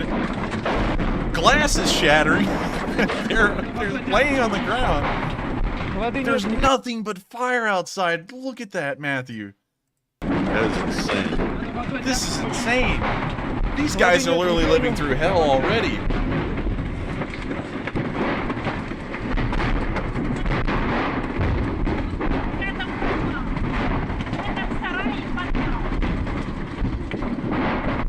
And everyone keeps telling me that this footage just keeps getting better, and I'm just in anticipation now as to what's about to happen. So now that room's caught on fire, and now they're running outside through hell. They're now crawling through the fire. They're like clawing their way through it. We can't even tell what's going on anymore because the footage's so blurry.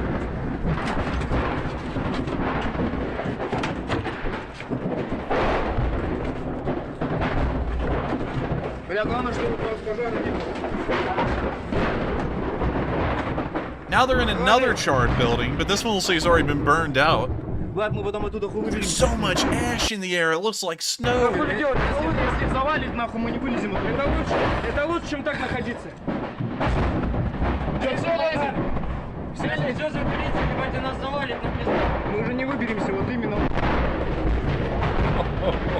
Oh my god.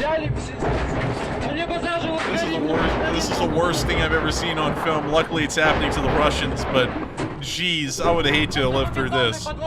This is like Pompeii.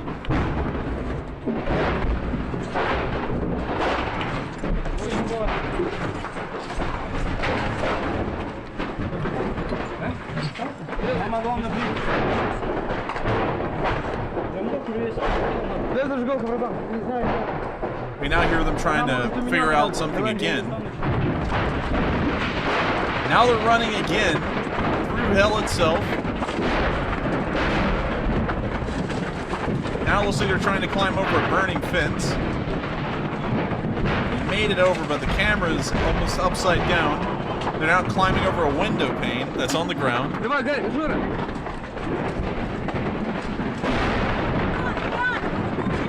Now we can hear a woman.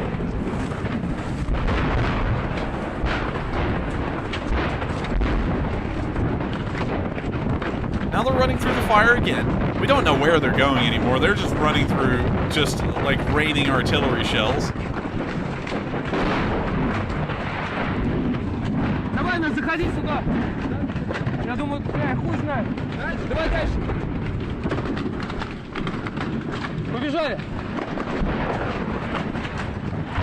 The explosions are still going off.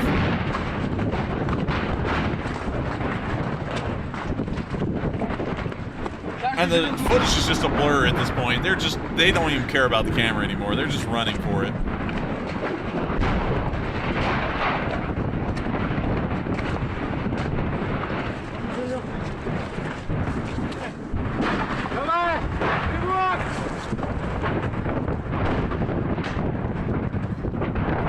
They're off. They're running back to Belgorod. That's Usain Bolt. Yeah, that's Usain Bolt, the new Grease Lightning.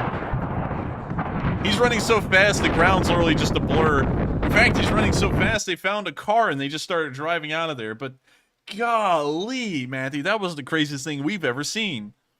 That was just pure chaos. That was pure chaos and pure hell on earth. And I bet a lot of y'all can agree, we just watched for 11 minutes some guys nearly getting roasted by their own artillery. Just for y'all to know, well, not roasted by their own artillery, roasted by their own ammo depot. And just to remind y'all again, that footage is actually from several days ago on Monday, well not Monday, on day 113, which would have been last Thursday, I believe. And that was that long ago, and we're finally getting this footage today, and based off of that, I'm assuming that at least half of this city is burned to the ground, because that footage looked like every single piece of ammo went flying out of that building and just started exploding everywhere. And so I think the Russians have done more damage to Luhansk now than the Ukrainians ever did over 8 years of the Donbass conflict. So with that, on that literal bombshell, we're now going to move out of the northern Donbass area, and we're now going to start moving towards the southern Donbass and the remainder of our news from the southern front. But before we get there, and also to the speech from President Zelensky, which everyone so graciously provided to us, which we will cover at the end of the stream, we're going to answer 3 questions from the chat, which that was a great segue into the southern front. And so with that, Matthew, what do we got? All right, so moving on from that absolute craziness, we're moving into our first super chat, which is from Steve2848, who puts in a massive $300 super chat and says, Enforcer, you mentioned Elton John. Who would yell at his concerts, everybody scream? Let me suggest somebody hit the like button and then scream if you'd like. That's a pretty good one, Steve, honestly. I actually haven't heard a lot of Elton John songs, but everyone knows Rocket Man. I mean, like, that's one that everyone knows. But yeah, I think that that we should do that. And let me read that one more time just to make sure. You mentioned who would yell at his song, somebody scream. That is a really good one, actually. That's great. So everyone hit the like button. Of course, it helps out our channel a lot. I don't know how Elton John screams it, but somebody hit the like button, and let's see how high it can go. Let's see if we can get to 2,000. And so I thank you so much, Steve, for the massive support. It helps out our channel a massive deal. Obviously, you apparently know that at this point because you help us out an incredibly huge deal. And I can't thank you enough for helping out this channel. Without supporters like you, Steve, we wouldn't be able to keep on going. And that kind of support helps us to keep running this news and have memorable moments like watching the Russians running through an ammo depot explosion like it's some kind of a Mario level or the final boss in a video game or something that's throwing fire at you. And so with that, I thank you so much once again, Steve, for that incredible support. And I just thank you from the bottom of our hearts. I mean, like, that isn't the first time you've done that either. You've done this multiple times, and it's unbelievable to me that you've helped out our channel so much. And I've got to say thank you once again. It means a lot to Matthew and me, and it helps us to keep on going. And so with that, I thank you so much once again for the support. And we just reached 2.1 thousand likes. We just got 300 likes, and well, now we've gotten nearly 350 likes within like 1 minute. And so I thank you all so much once again. And hitting the like helps us out a lot. And so with that, we're going to move on to the next question, and thank you once again, Steve. You are an absolute legend. And with that, we're on to the next one. Yes, indeed. And thank you very much, Steve, for the support. And moving on to our next super chat, we have a $50 donation from White Lightning 777, who says, now that they have plans for the Crimea Bridge, when will it be destroyed, and what options are there? Now, that's, of course, a tough question to answer. They don't really have any options at the moment. They don't have anything far-reaching enough to hit the Kerch Bridge, rather than maybe a Tochka missile, but those are even so short-range that that's really a stretch. They don't have anything to hit it with now, and so they're going to have to wait until someone gives them something to hit it with, and that may be a long time. So what their options are, if they did have the myriad of weapons that the Western world could provide, they have a couple of options. First, they could hit it with cruise missiles. It'll take multiples of them, and they will have to hit both sides, or otherwise the Russians could repair it quick enough that it'd be back up and running. So I would assume that they're most likely trying to hit it with 8 cruise missiles, and then some of those might not even make it through and have to be shot, and would be shot down. So they would actually have to launch more cruise missiles than needed to make sure to knock out the bridge.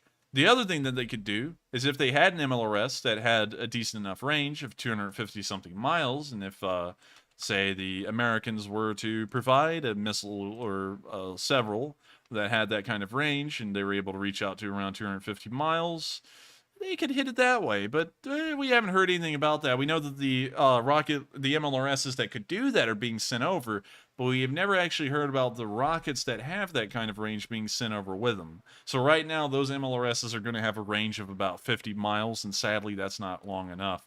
So either through cruise missiles, ballistic missiles, or by an MLRS that has long enough range, they could hit that bridge and destroy it. But those are really only their 3 options, and out of all 3 of those options, they currently possess none of them, sadly. So hopefully they are able to acquire some kind of weapons that can actually hit that bridge and destroy it. And they do have plans. We have seen them finally get the plans for the bridge and how it was made and where its support structures are and all of the, I guess you could say, engineering specifications about the bridge. But beyond that, they don't have anything else, to actually carry through on that plan. So we'll have to wait and see if they can, but at the moment it looks like they're not going to be able to have any options to destroy that bridge. But with that, we're going to move on to the next question, and I thank you so much for the support, White Lightning. It helps us out a lot, and I hope that did answer the question the best I could. And so with that, we're going to move on to the last question of this segment, and thank you once again for the support. All right, and real quick, let me recognize a $20 super chat from Kaltenberg and a $20 super chat from Kimberly Brokaw. So thank you very much to both of you for your support, Kaltenberg and Kimberly. I know you've been here for quite some time, and thank you for sticking with us through thick and thin. And thank you for your support of the channel as well. So, moving to our last super chat of the segment, it is a $20 super chat from Jeff Curtis, who says, has there been any development in the creation of a corridor of safe passage of grain shipments out of Odessa? There has not. As far as we've been able to tell, and I don't really focus on that news a lot, but the last time I heard, the standing Russian proposition was that if the West lifted most of the sanctions on Russia, they would allow for Western ships to enter Ukrainian ports and they would lift the blockade. Obviously, the West is not going to accept that. That's not a fair deal. And the Russians, of course, are not going to give on it. Because so far we've noted that they're incredibly stubborn to the point of being stubborn to their own destruction. So I don't think right now, based off of that news, that we're going to see this blockade being lifted and Western ships entering Ukraine. And so for right now, that food shortage issue may continue to go on. One thing that they do have as options, though, although this is a very big stretch of an option, and there's definitely not enough of a corridor for this to work, but they could transport the grains by train and truck into Romania to then be shipped out from Romanian ports or maybe even Bulgarian ports, which are much further down. That is an option. I don't think it's an actual viable one, but it is an option nonetheless. They could also try and ship it into Poland, which could then be transported by train or by truck until it gets to the Polish border. To the ports of like Bremen, Hamburg, or Gdansk, or, well, really Danzig. That's still Danzig in my mind. And they could transport it there to then be shipped out around the world. But then again, you've got to remember that the sheer volume of grains that have to be moved alone is so large that it would pretty much overload a majority of the railroad system if it was having to carry that much more weight of trying to actually move it instead of to a Ukrainian port out of the country. And so I'm not sure if they're able to do that, but right now that seems to be the only option to actually try and move those those grains to be able to be exported. So hopefully they can find something out, but right now it doesn't look like that blockade's going to be lifted. But with that, I hope that answers the question, and I thank you so much once again for the support. And I just want to remind everyone that while I do give these answers these days, and I usually don't give this disclaimer, I always want y'all to remember that I have the disclaimer that whenever I say something, it's not resolute, and it's not always the correct answer and the right one. It's what I'm assuming based off of the information I have, and what I think would most likely be logical. So if you think that it's different or if you disagree, you may be right. I may be wrong. But of course, I'm just working off of the information I have, and these are my assumptions and statements based off of what I know and my knowledge of the current situation. So with that, take it with a grain of salt, but that's currently what I know the situation to be. And so with that, I thank you once again for the support, and I hope that did answer the question. And with that, we've reached the end of this question segment, and we're now going to start moving on into the southern Donbass and also into the remainder of our news from the southern front. Then, thanks to all of my wonderful viewers, we actually did get the speech from President Zelensky from today, and we will be covering it. Hopefully it does have the speech-to-text translation. Of course, I got it midstream, so I can't really tell you. But with that, we're now going to move on down to the southern Donbass area, starting off in Orlivka, where we could see artillery landing in the Donbass, apparently on Ukrainian troops, although we can't really tell for certain, and it looks like the MLRS barrage actually missed the compound by and large. The compound that they're trying to hit is right here where my mouse cursor is. There's a black building. I don't know why it's like showing up like that on the thermals, but you can also see two long sheds just vaguely where my mouse cursor is moving right here. And the MLRS barrage is about to come in, and most of it's about to miss. It's about to land in the field just to the right of it. It looks like they did get 2 direct MLRS hits on that compound. Maybe just 1? But not a lot. It didn't really look like they did a lot of damage. Okay, 2 right there. We've gotten 2 hits on the compound. And now we can see a 3rd hit. It seems a decent while after the first barrage.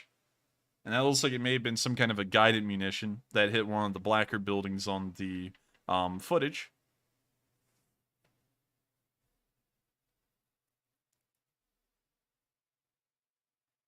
And so it looks like out of all those MLRS rockets that landed onto this facility, only 3 of them managed to hit, and 1 of them hit inside of a courtyard, which may have flung shrapnel into the buildings, but that's a largely superficial hit at best. So they really only got 1 incredibly direct hit and 1 very close hit on the shed that, of course, caused damage.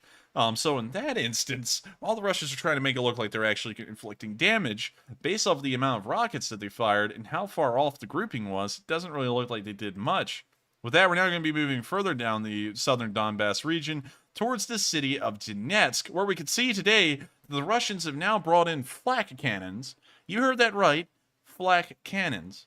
A lot of y'all may be thinking, what in the world are you talking about? Are they literally going to ancient times? The last time anyone saw a flak cannon being used was by the Germans in World War II, and it's a famous gun, the Flak 88, which was so good that they made a ground version and started equipping it onto tanks like the Tiger 1 and the Tiger 2, although they are different to a degree.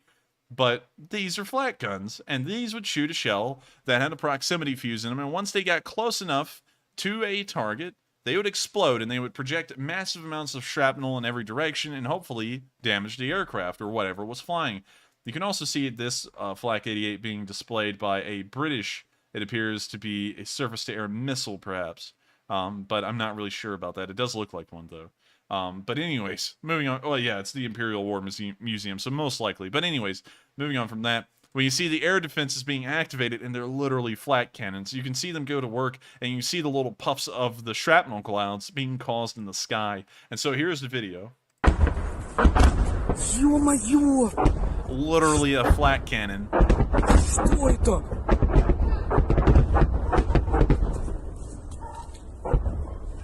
Что это? Просто черные точки. And I know that a lot of y'all are saying that the Flak 88 didn't have a proximity fuse. I'm sorry, I did get that wrong. I was kind of talking a little bit about the modern ones, but I did get that entirely wrong. So sorry about that. They were set to go off at a certain altitude, not at a proximity. So sorry about that. Got that one wrong.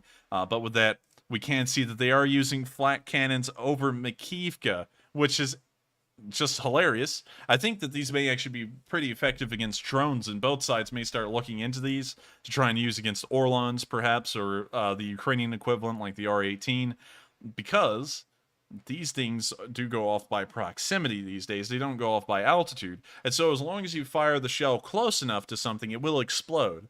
And so that's something interesting to me. And hopefully, the Ukrainians can maybe reap a little bit off of that if the Russians were effective in shooting anything down with those flak guns, and maybe they'll start using them against drones. Who knows? But it is interesting to see the resurgence of flak cannons in the 21st century. Anyways, we're now going to be moving out of Donetsk. We haven't gotten any news from the front lines, which are now in the Kievsky district. It seems that they've gone a little quiet, but we are waiting to get more news. As last we heard, the Ukrainians had actually broken the DPR's lines and had actually made it into the suburbs north of Donetsk city, and so they're pretty much almost on downtown, just a few miles away, as a matter of fact. So with that, we're now going to be moving down further on the line, and we now see a helicopter, a Russian one, firing off rockets at the Ukrainians in the usual fashion. And so, here's the video.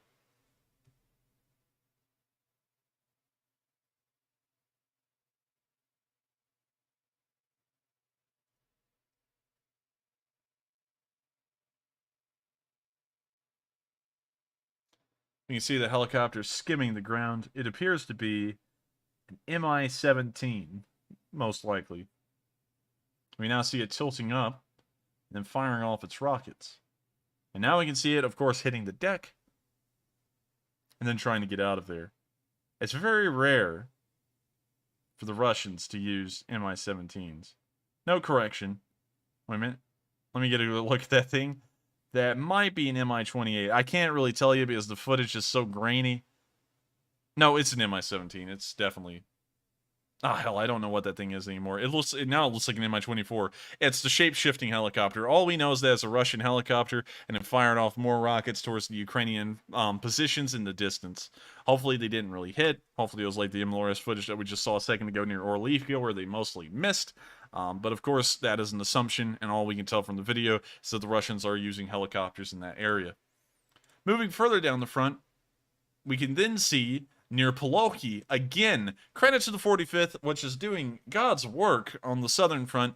We can see the 45th Artillery hitting even more Russians in this area of the front today. This time they hit some kind of a impromptu supply depot that they set up once again, and I want to point this out. Notice that they used some kind of an industrial building, like I said before. It's always a larger building that has a large, I guess you could say, tarmac to be able to move trucks around with.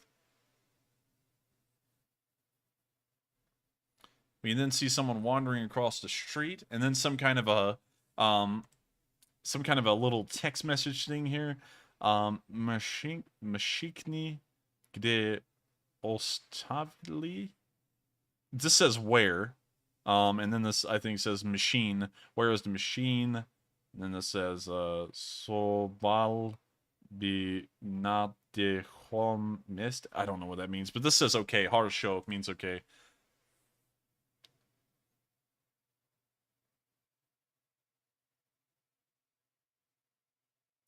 We can see that there's some kind of an orc vehicle in there, and that's what that said, direct translation. And we now see the two targets highlighted that the Ukrainians are going to try and hit.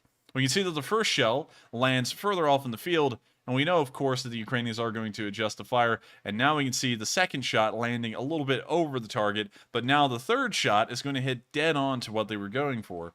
So we can see here that the Ukrainian accuracy was a little off. Instead of taking one raging shot, it took two, but now the rounds are landing, of course, with deadly precision straight onto the targets that they were going for.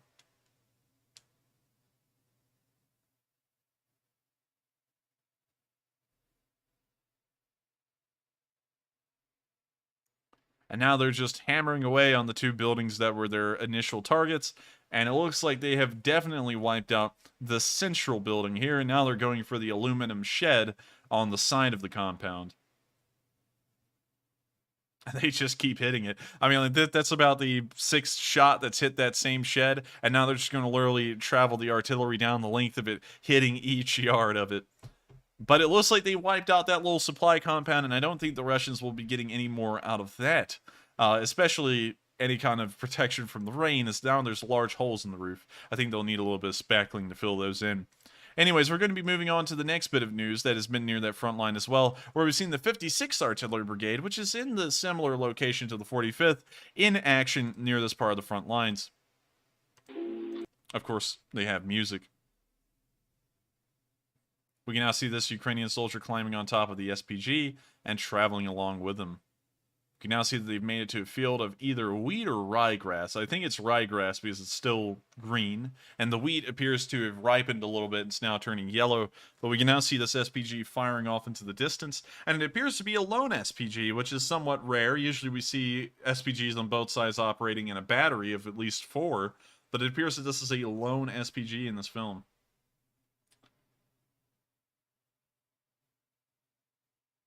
We can now see a BTR-82 highlighted on drone footage that this SPG is apparently gunning for. And now we can see the first shell land pretty close, billowing up some white smoke and probably giving the Russians brown pants.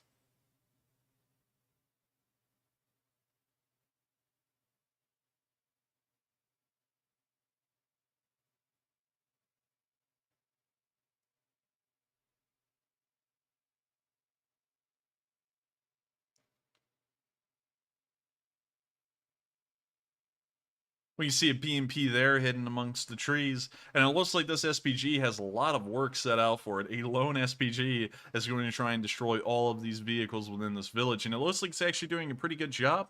It looks like it may have taken out 2 of them, and now it looks like they're back on the move. It looks like they weren't able to take out all of them, but they did manage to wipe out 2 of them.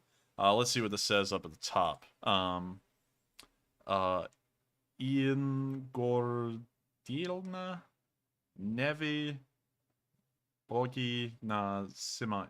I'm sorry, I don't even know where those words are. If they're similar to English, I can generally get what they are, but none of those are similar to English. But we can see here that they're giving credit to the 56th, which of course did manage to get those kills with that S-23. Well, no, I'm sorry, that's a 2S1, I believe. But still, incredible job by them, and of course, causing more casualties on the Russian units. With that, we're now going to move further down the lines, directly south of Zaporizhia, north towards the village of Vasilivka, where we can see a BTR-82 getting hit once again by a Ukrainian drone attack. Very normal footage for us to see at this point.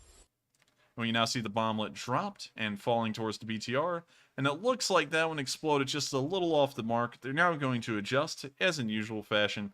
They're now going to drop a second bomblet.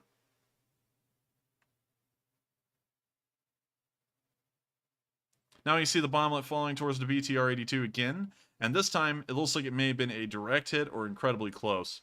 I think it may have not been a direct hit because it now looks like they've adjusted the drone once more, and they've now dropped the third bomblet, and the third time's the charm, and the third time was certainly the charm, as they hit the BTR dead on and looks to have caused a fire. We can now see this BTR-82 burned out, which is something that the Russians never give us the ability to see whenever they claim that they've hit Ukrainian units, is that they never return to the site like these Ukrainians have, and shown us the destroyed vehicle that was in that video. So, of course, the Ukrainians always give us proof that they have done what they said, and so that's why I can always usually verify that the Ukrainians have, in fact, destroyed a vehicle. And in this case, another BTR-82. So great job to them. Hopefully those drone units are able to keep it up as they have been during the war. And so with that, we are now going to move across the rest of the southern front. This is, of course, a stalemate. Nothing happens down here, so I'm not even going to weigh in on the situation at the moment. And we're now going to move to Kherson, where we've gotten 3 bits of news. So far, we know that the Ukrainians are still in the process of a counterattack. They managed to wiggle a little bit more ground out of the Russians' hands today, but it wasn't enough to make a frontline change. So sadly, I can't really tell you how well it's done. But moving from that to our actual news, we're going to start off on our day 117 news and then move on to our day 118 news. Starting off, we saw an M777 in use. Excuse me if you heard that hiccup. I'm very sorry about that. But when you see the 406th Severed Artillery Brigade, of course, using everyone's favorite, the M777. Here's the video. Нашу першу батарею за пацанів, яких поїбашили. Гармата!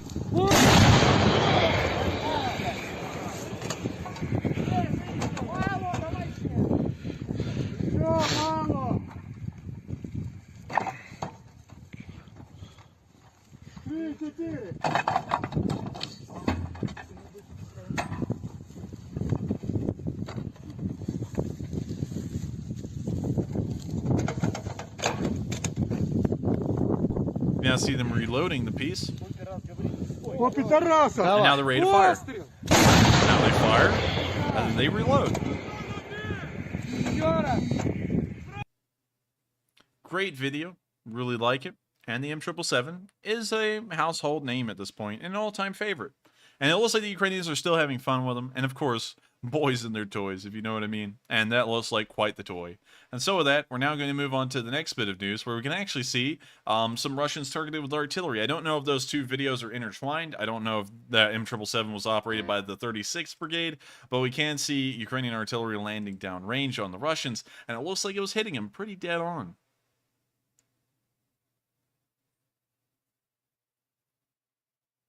We see some Russians scurrying around in the distance near that house, and we can now see artillery landing right on that house. Ukrainian artillery never fails to disappoint on film, and we always see it hitting its mark at some point, and it's always good to see. Of course, I say some point because the first shot usually always misses, but every once in a while they get lucky and that ranging shot is dead on. And it looks like in this instance it was. We can now see the next artillery shell coming in somewhere near that same little compound of houses.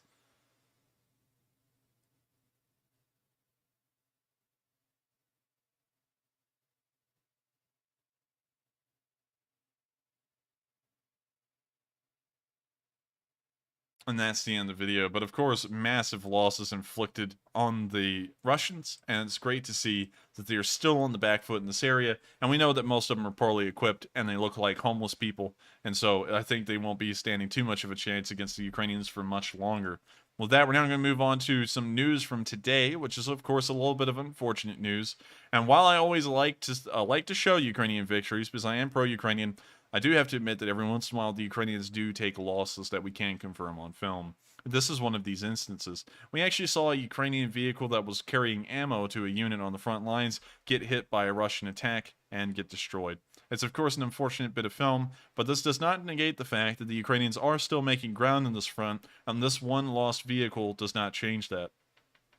We can see the vehicle get hit right there. I'm not really sure if it was by artillery or some kind of a guided bomb, but we can see the vehicle, of course, going up in flames as it's carrying large amounts of flammable and highly explosive ammunition.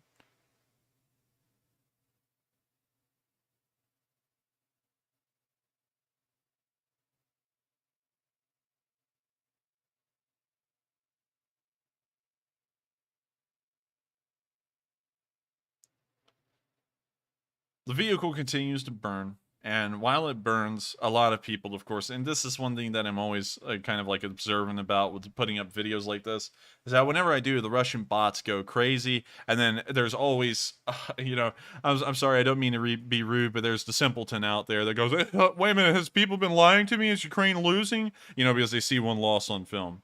And I have to always say this after every single one of these films, and it's not to downplay it, it is a loss, and that is what it is. But just because you see one Ukrainian loss on film does not mean that they've lost the entire theater. Obviously, there's eventually some point where the Ukrainians will take losses. They've been taking losses the entirety of this war, it's just that we don't know how many. And so in that one instance right there, we saw them take a loss, but as of today, they did manage to take another half mile to a mile of ground north of Kherson. So just putting that out there, because when the bots come through and they sit there and say something like, oh my god, have I been lied to this whole time? No. And so with that, we're going to move out of the southern front, actually the front line, near the southern front, and we're now going to move towards Odessa, where we've gotten a couple of bits of interesting news. Starting off on day 117, we saw 2 Ukrainian Su-27s flying low and slow over the city, and these were claimed to have attacked the oil rigs out at sea and also Snake Island. Although we haven't been able to confirm either of those attacks with video evidence, we do have a general idea that they did happen. Here's the footage of these 2 Su-27s flying over Odessa.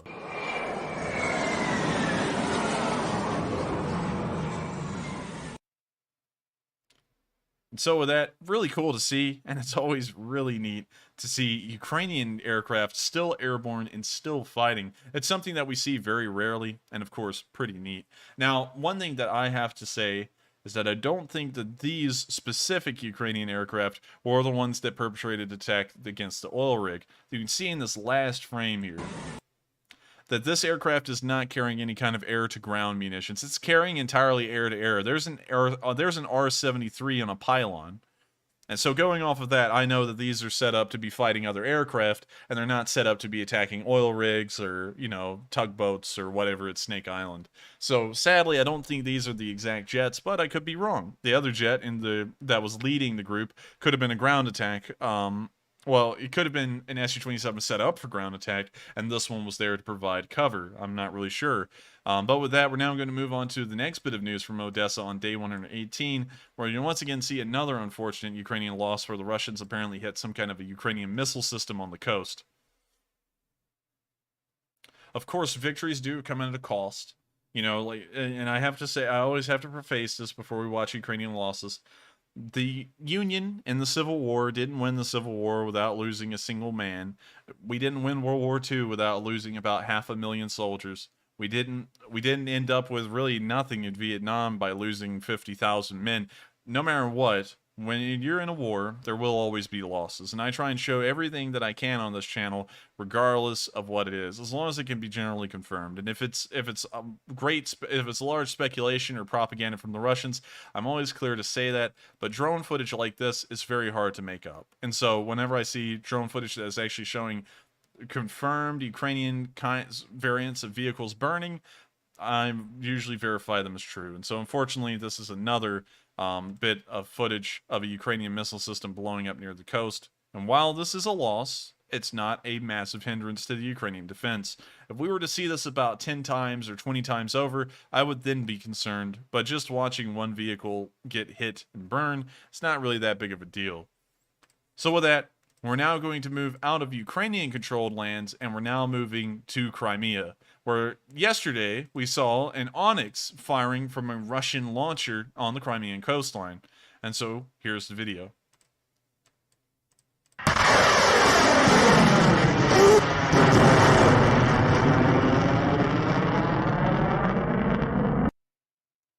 So with that, of course, we don't know where that missile's going. They use these Onyx missiles for really anything. If they're running short on cruise or ballistic missiles, they just kind of put them in that category. And so I'm not really sure what that's being used against, but I guess we'll find out later on down the road and find out where it went and what it did. But with that, we've now reached the end of our news for the night from the front lines, and now we return full circle all the way back to Kyiv to go over the speech from the man, the myth, the legend, the guy who stayed with Ukraine through and through and has continued to stick with it, President Zelensky. And so, here's the speech from President Zelensky.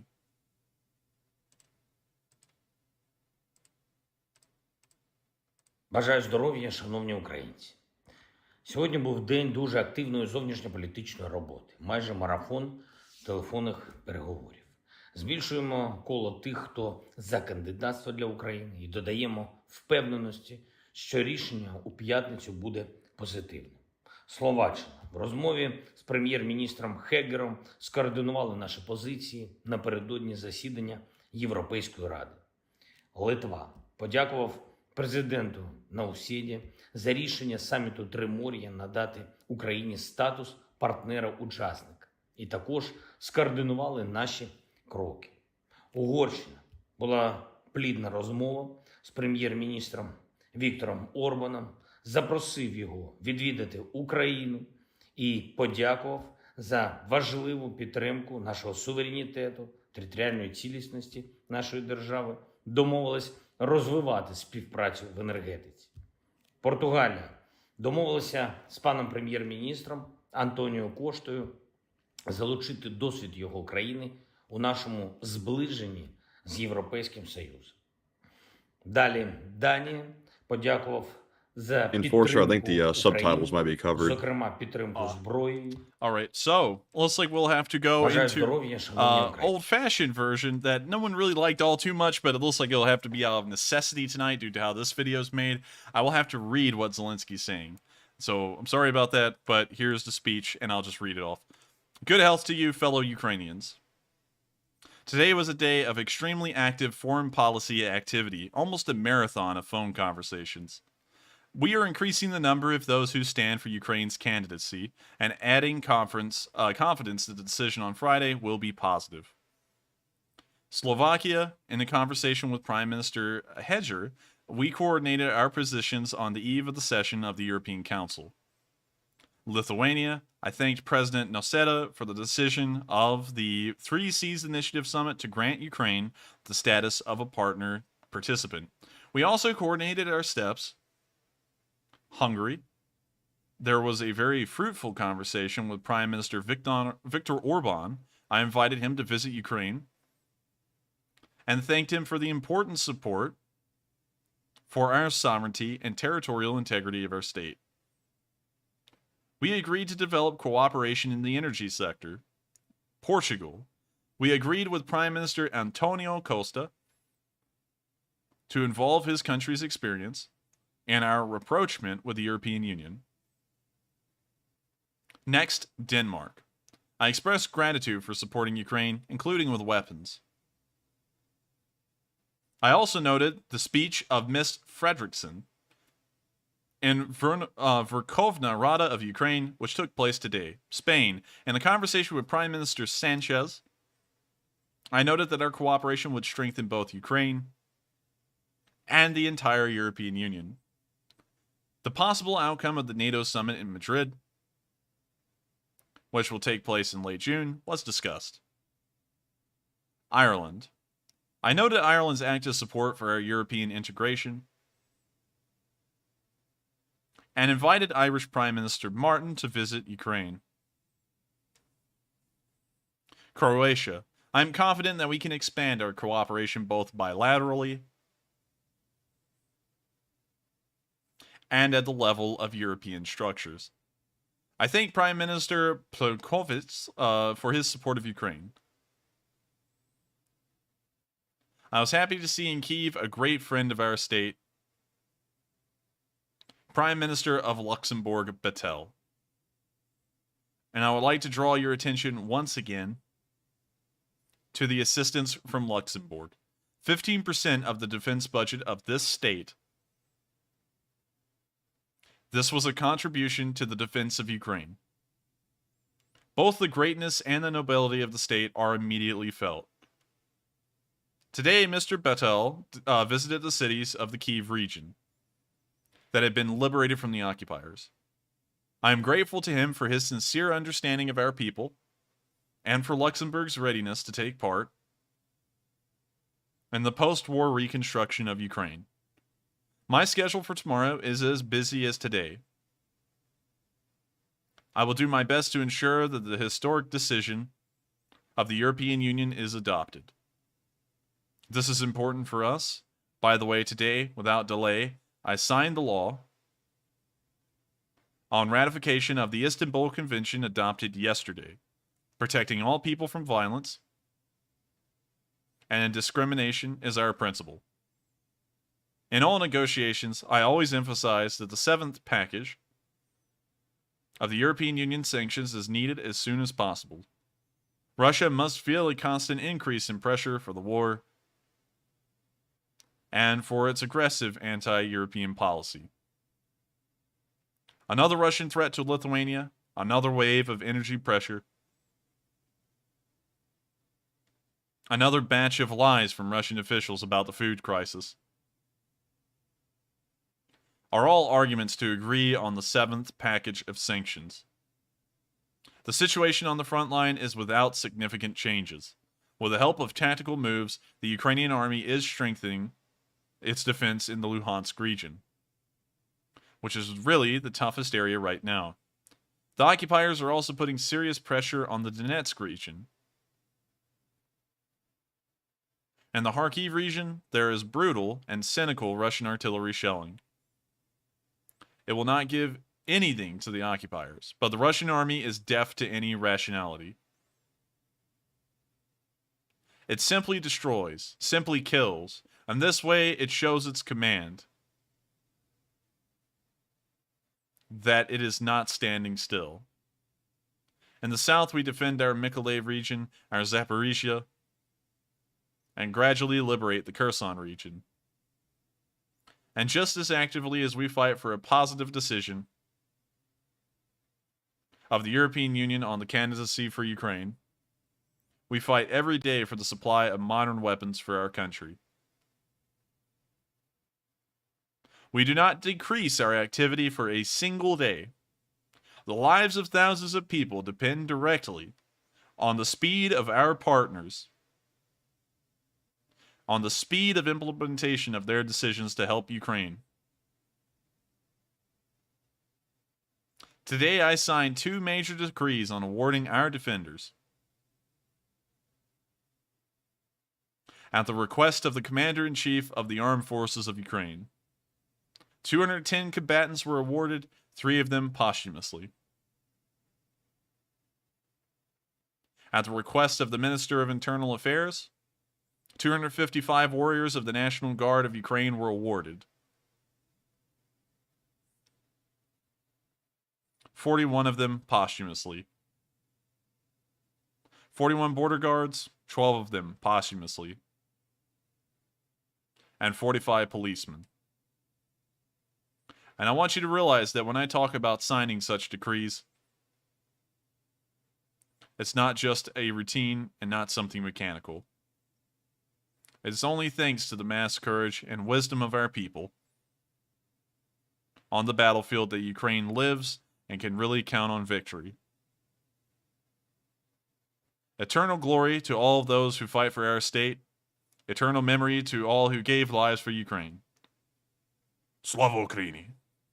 And with that, that was the end of President Zelensky's speech for today here on day 118. And I'm sorry that the translation was below the screen. I did try and hop in and read. And I hope that although most people are not favorable to that, and of course want to hear Zelensky's voice, and I completely understand, I also want y'all to be able to actually understand what was being said in the speech. And so with that, If you were here for the news and the news alone, we have reached the end of the stream. I thank you all so much once again for watching if you were just here for the news. And if you are new to this channel, I highly recommend that you do subscribe because we run these streams every single day of the week at 10 p.m. Eastern Time. We do face DDoS attacks. Hopefully we won't be facing those anymore. And if we do not worry. We will always be running these streams regardless of what happens.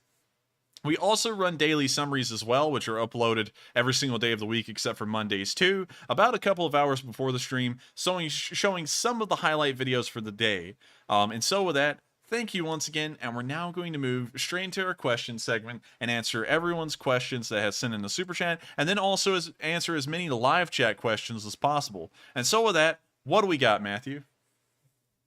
And unfortunately, before we move on to the first super chat, I just want to mention that I ran a poll earlier due to popular demand and asked people the question, do they want to replay the running through hell video again? And I think 70% said yes.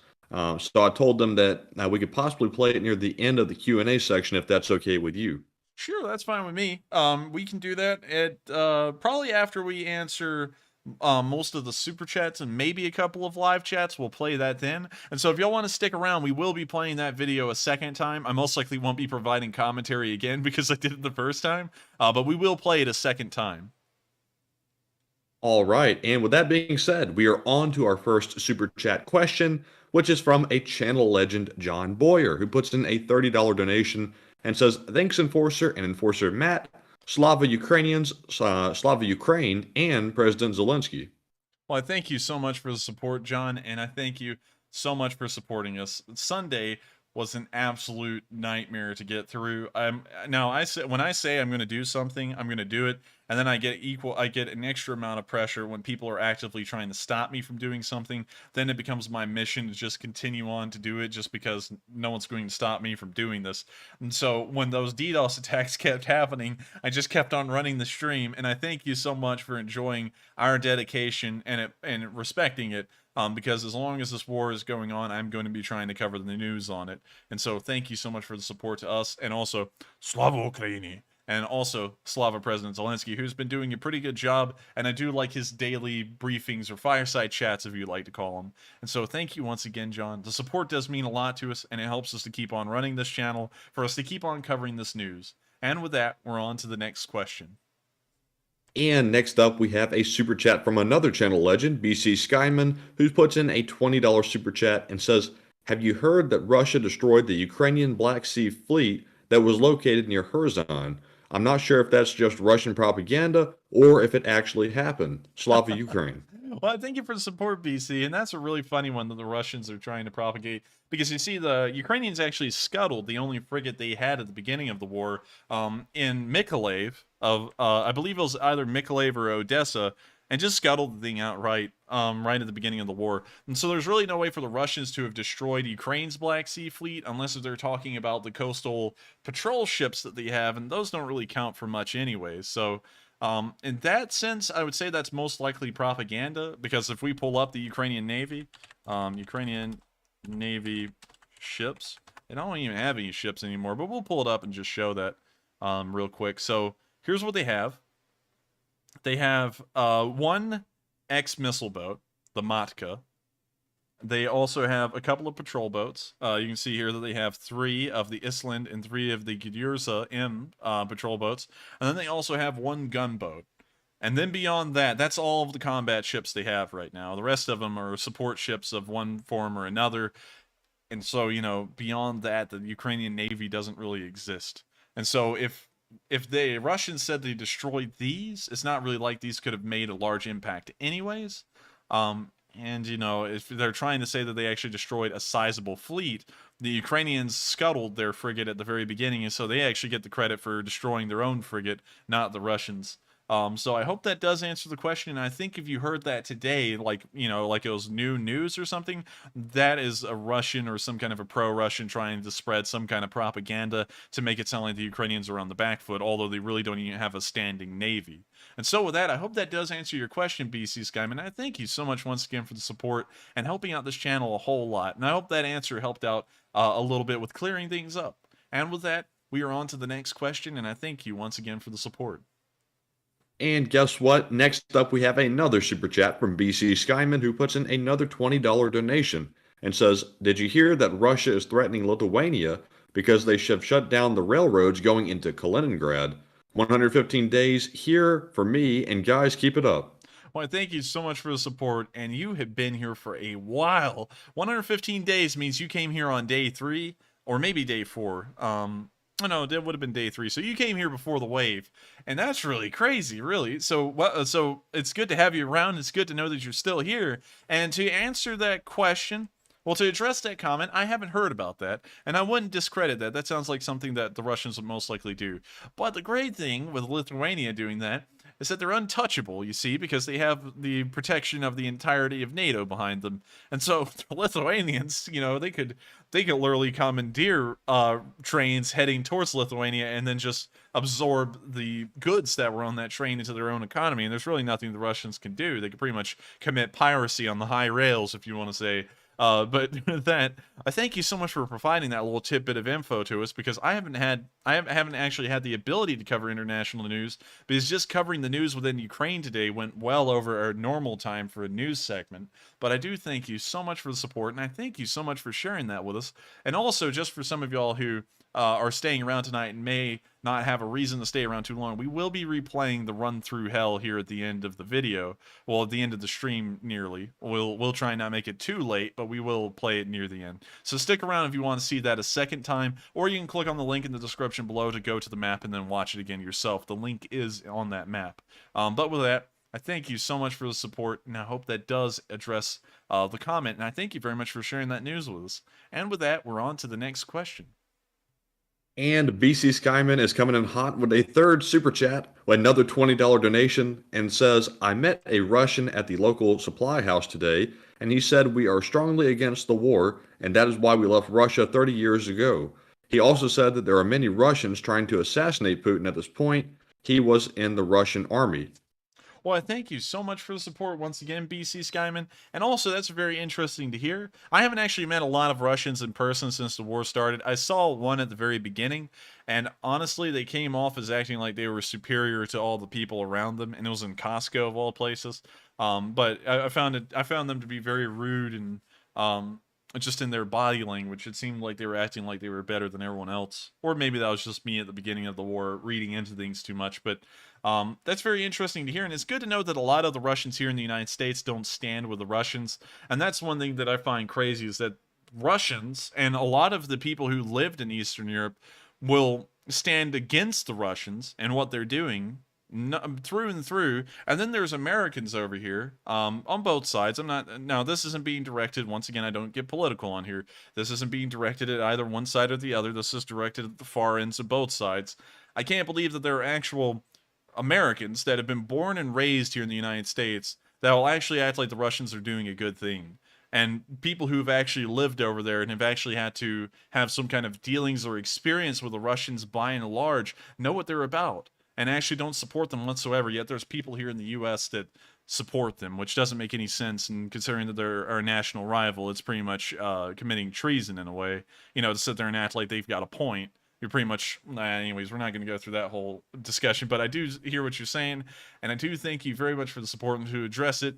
I do think that there are a lot of Russians here in the United States that are against the war, but sadly, I haven't had the fortune of meeting them, or any Russians for that matter, right now. But with that, I thank you once again for the support, BC, and I hope that does address the comment, and thank you once again. And with that, we're on to the next question. And next up, we have a $20 super chat from Blue Neptune, who says, "Great job. I think this is a midway, as in halfway, to end or increase with other countries joining party. Keep trucking." Well, thank you very much for the support. And could you reread that for me real quick, Matthew, at the very start, so that we can try and get a bearing on what that means?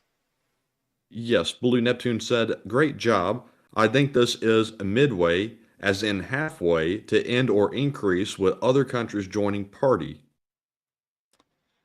Do you... I think I might be missing the meaning here, but do you know what that means? Let's see. I think he's referencing somehow other countries joining in, supporting Ukraine, but I'm not sure exactly what the precise question was.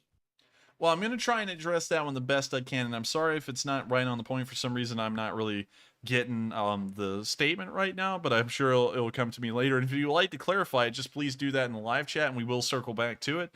But if you're talking about Zelensky's speech and how he was talking about the European countries are hopping on board with him, I do think it's a step in the right direction, and we're even seeing support from Hungary, which a while ago, earlier on in the war, when they had an election and their government was overturned by someone that everyone said was going to be pro-Russian and anti-Ukrainian, we can now even see that they're hopping on board the train and supporting Ukraine's membership into the European Union. And so it's great to see that the Ukrainians are getting a large amount of support, and hopefully that is the stepping stone for them to finally start entering all of these, I guess you could call them, Western groups, you know, like the European Union and hopefully NATO in the future, although that will definitely be after the war, if ever. And so with that, I thank you so much for the support, and I hope that does answer the question. And with that, we're moving on to the next one. And next up, we have a $20 super chat from Virginia L, or I'm not sure which one that was there, who says, June 16th, UN states 1.2 million refugees to Russia from Ukraine. What are your thoughts on this, and why not more spotlight on that? 1.2, she's talking about 1.2 million refugees from Ukraine to Russia? To Russia from Ukraine. To Russia. Okay. I don't think that's being covered a lot. Well, that's being covered a little bit, but it's in a certain context. A lot of these so-called refugees have supposedly been forced out of their homes by the Russians and forcefully relocated into Russia. We know that happened a lot in the northern front because half of a village would disappear and they would be sent back into Russia against their will. And I think it's not being covered by and large because abandoned groups of people just don't really get covered. You know, like people who just end up disappearing. There are still, from what we know, a decent amount of Americans left in Afghanistan that have never been able to make it out from what we've been able to tell. And no one really covers them either because once it happens, it just happens. And, you know, no one really is trying to backtrack to it, I guess, and try and cover it and say, you know, maybe we ought to do something for them. And on top of that, there's not really a lot that anyone could do for them. The Ukrainians couldn't demand, you know, give them back or we're going to do something because they're in the middle of a full-fledged war. So there's not really a lot on the negotiating table for them to try and get them back. And the West can't get them back because the Russians could just refuse and say no. And it's not like the West could do anything more because they've levied as many sanctions as physically possible. And so with that, I think that's the reason why it's not being covered all too much, because even covering it won't really do much. There's not really much we can do to change that situation right now. But hopefully when the war ends, the Ukrainians can get their civilians back that have been taken by the Russians. And so with that, I hope that does answer the question. And I thank you once again for the support. And with that, we're on to the next one. And up next, it is time to recognize a $20 super chat from DC Williams, who's one of our channel regulars. So thank you very much, DC, for the continued support and your continued viewership. We appreciate it very much, as always. And next up, we have a $20 super chat from Rich Hogan, who says, excellent work as always. Your content and dedication is very valued by all of us who have been watching since the earliest days of the stream. Well, I thank you so much for the support. Of course, it means a lot to us, and it does, of course, help us to keep going because of support, you know, verbally just helps us out a lot, and hearing people say that they enjoy our stuff. And also, you have been around for ages. I remember that you've been around since the very beginning days, and you've never left. And Matthew may know the joke that comes with I've never left. You know that one, Matthew. But yes. I thank you once again so much for the support and so much for enjoying our content, because I do put a lot of effort into this. I try and put my heart and soul into it. And right now I'm trying to get into the next video. Well, not the next video, the first video ever on the channel. I'm not even going to give a release date for it because I have no idea when. I try and sit down and get to it, but then college work pops up, and then errands that I have to run in the middle of the day pop up, and then, you know, this is about 9 hours a day. And so once I get through all of that, I have very little time left to be able to do something like, you know, like a video. But I do thank you so much for enjoying everything we've been able to do so far, and we will be trying to get out more in the future. And with that, I thank you so much for the support once again, Rich Hogan. And with that, we're on to the next question. And thank you for being a Lee Spring Army veteran. And next up, we have a $17 super chat from Zyper Sniper 1, who says, coffee fun for the Enforcer and Matt, and keep up the great work as always. Well, I thank you so much for the support. And Matthew and me have actually switched over from normal coffee to, tell him, Matthew. Well, actually, I've been on the cold brew for quite some time, but the enforcer has switched over and is trying the cold brew, and I'm not sure how he likes it, but maybe he can let us in on that. I'm going to be honest, it's disgusting. It tastes terrible, but it has a lot But of it's effective. Yeah, it's effective. Now, that's what I'll give it. It's not great flavor-wise, but in its effectiveness, it's wonderful. I actually feel very awake tonight as compared to the normal pike roast I was drinking, and so we've actually switched over.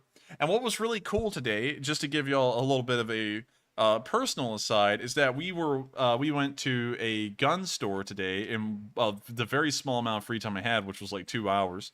We went to a gun store and they had Black Rifle coffee in there, and we were like, oh, that's cool. And then we left. So with that, Black Rifle coffee seems neat, and we might try that in the future because it does sound like it has like very high amounts of caffeine in it. But cold brew right now is the direction we're heading in. And so with that, I thank you so much for the support to the Coffee Fund Sniper, and we will make sure to get cold brew, pike roast, or Black Rifle Coffee Company or something like that on you. And so with that, thank you so much for the support, and we're going to move on to the next question. And next up, we have a viewer who thinks they have figured out the Morse code. WF2U puts in a $10 super chat and says, the Morse code message says, Slava Ukraine, the Leaf Spring Army had raised $330,000 in support of Ukraine. And that is correct. You did get it right. Ding, ding, ding, ding, ding. Congratulations. You won my sincerest admiration for you and your Morse code deciphering abilities. Of course, it doesn't have a cipher on it. I've decided not to do that just for the sake of fun. And also, the last time I did a cipher, I was supposed to get around to actually creating the cipher code that me and a viewer of mine named Serenity worked on. And then sadly, I couldn't ever get around to it because I was so busy I couldn't actually type the thing up, which was a big bummer to me. And hopefully there's no hard feelings there with that because I didn't mean for the code to just sit there undecipherable. But with that, congratulations, you did get it correct, and that was the Morse code message. Just for all of y'all to know who are still here, all 4,600 of y'all, which is a lot, the Morse code actually does have a message in it. They're never pointless. There is a message within all of them. And so if you would want to, you could learn them, and you could learn how to decipher them. We usually add a new one every few days or so. So now that this one's been deciphered, we'll most likely have the same one on tomorrow, and then after that, we'll most likely switch it. And so with that, thank you so much for the support, and you did get it right. So congratulations, and good job on the deciphering. And with that, we're on to the next question. And next up, we have a $10 super chat from Lance Montgomery, who says, Enforcer, when we donate, can we earmark donations to be spent helping the Ukrainians acquire ball smashers, toenail pullers, and other torture devices to use against captured Russians? And Lance, before the Enforcer answers that, to sort of phrase his usual statement he makes, I think YouTube would come down here and probably bust our kneecaps with a baseball bat, because I'm pretty sure that goes against their terms of service. YouTube would take those torture devices and use them on us if we even did anything like that. So, neat idea, but due to legal reasons, I'm going to have to say that's a terrible idea, and we would most likely get in a huge amounts of trouble because it does violate YouTube's terms of service. But I do thank you so much for the support, and I hope that does weigh in on the comment in a way. And with that, we're on to the next one. But pretty decent approach. You got the spirit, but I think we need to take that in a different direction so we don't get in trouble here on YouTube. But with that, we're on to the next one. And next up, we have a $10 super chat from Blue Neptune again, who says, reference to a bad shooting. Remember, those poor Ruskies don't play our awesome games, or they don't want to hit their brothers up there. Matt, don't state war of warships is from Russia, though. Well, I thank you for the support. I think you meant to say the Enforcer.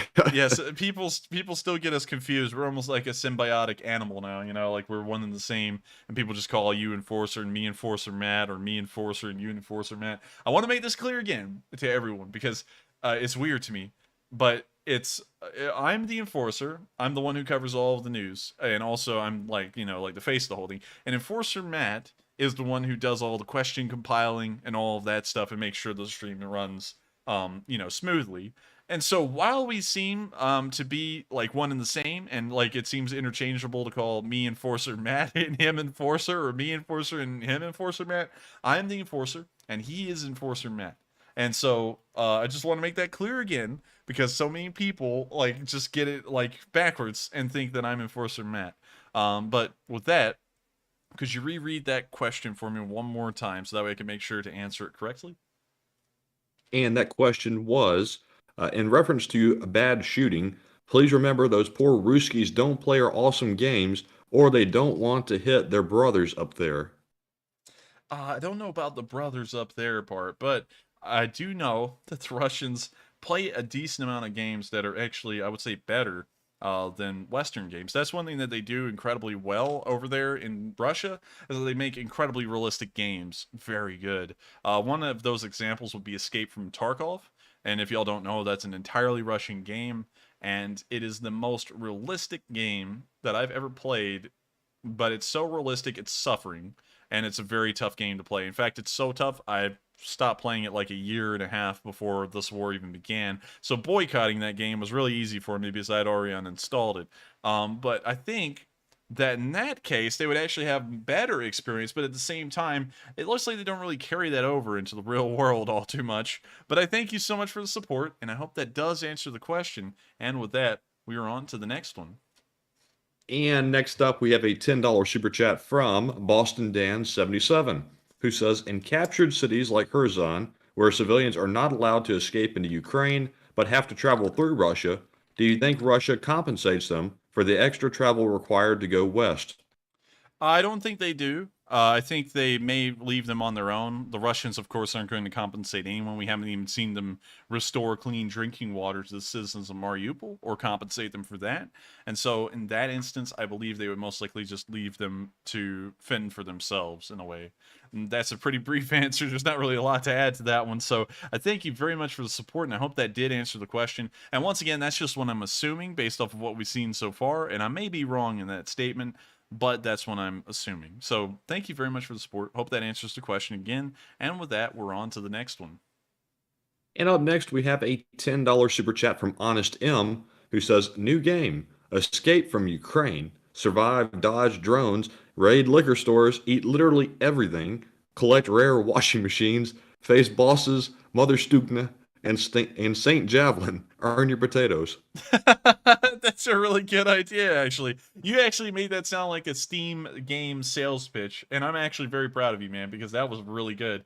Honestly, I think that would be a great idea to make a game like that and make it serious, not like a cheap, like $2 8-bit looking game on Steam. Make that like a full indie game that has like a multi-million-dollar budget and just go all in, because I think people would buy that and really enjoy it. It'd be like the Metro series, although I've never played that. But I do thank you very much for the support and the great idea. And also, in addition, the final boss battle will be a drone, just a normal DJI Mavic with bomblets, and you're going to be in that village in Luhansk while that ammo depot goes up in flames. I think that would be the final battle of the game, to survive at least. Not really a battle, but more of an escape. But with that, I thank you so much for the support, and I hope that does address the comment. And with that, we're on to the next question. And next up, we have a $10 super chat from Ashley, who says, thank you for your perseverance last night. You both rock. And I thank you so much for the support, and I thank you for enjoying the level of perseverance and dedication that we go through to make sure that we can deliver this news. I'm sorry that it wasn't like 5 segments, including like the end card, but we never stop the news unless we're ready to. And so I wanted to make sure to cover the news and answer as many questions as possible. And then when we got DDoSed again, I was going to call it a night, but I said, no one stops us from running these streams. And so I put up another one that was like 3 minutes long. And the whole entire point of doing that was to play the outro, so that way I could officially end it in my mind and it would be over. And so I thank you so much for the support. I thank you for enjoying the level of dedication we go through, because once again, it's a great honor to us to report this news, and I feel like I have a duty to do it since a lot of people rely on this news as their only source. And so with that, thank you once again, and we're going to move on to the next question. And let's see here. I just saw a question out of the live chat here. Carolyn Evans says, will there be a new limited merch release? I missed the last one. And Carolyn, we're actually going to be pushing back our limited edition releases a little bit. just so that way we don't make it like a, basically like a, what am I trying to say? Assembly line for like merch releases. So we are working on some new designs, but we're going to hold off on releasing them for just a little bit. So with that being said, let me try to find my spot in the spreadsheet. I'm just stalling for time here for a moment. There we go. Up next, we have an $8 super chat from Junebug, the one without the 72 on the end. And Junebug, thank you very much for always watching the channel and being a loyal viewer, and we appreciate you very much. And we also have a $5 super chat from Jose Diaz, who also does not leave a comment. So thank you as well, Jose, for your support. And up next, we have a $5 super chat from Edward Curl, who says, the zigzag trench, in addition to better protect, allows multiple weapons to be brought to bear on a target over a straight trench. That is true, but what I'm always looking for, more importantly, in a trench, is its ability to deflect shrapnel. Well, of course, the direct oncoming fire. And while it is, of course, good to make trenches where you can effectively field more fire, the basic reason for the trench is defensive and protective in its nature. And so that's why I always look at how the trench is dug and look at it from a protection standpoint of how well protected would someone be if they were standing in that trench, more so than, of course, firing from it. But I do thank you so much for the support and for pointing that out, because it is true that a zigzag trench you can field more fire from just because it has more surface area pointing towards the enemy in a way. But I do thank you once again for the support. And it is a good point. That is true. And so with that, I'm going to move on to the next question. And thank you once again. And next up, we have an $8 super chat from Olivia McCarthy, who says, my girlfriend is from Estonia. She was born in the USSR. She knows what it means if Ukraine loses. Do you think the Western European nations are waking up to that fact? I don't think they necessarily are. Well, I think that they kind of are in a way, but not really. I mean, most Western countries right now are kind of viewing this whole entire affair as a East versus West kind of thing, kind of like you would think about it in Soviet times. They're not really looking at it like, oh wow, the quality of life is going to lower drastically in Ukraine if the Russians win. And then that could expand out to other countries. I don't think they're looking at it like that. I think they're really looking at it like, oh, this could be a massive strategic advantage for us if we are able to make sure that Ukraine falls under our sphere of influence. So let's make sure that it doesn't fall under the Russian sphere of influence. I think that's how they're looking at it right now, but I think that they'll start to change their ways and start looking at it the other way, which is where they're looking at it like, oh man, this is going to be bad for them, and this could be bad for everyone else as well. And so hopefully they do.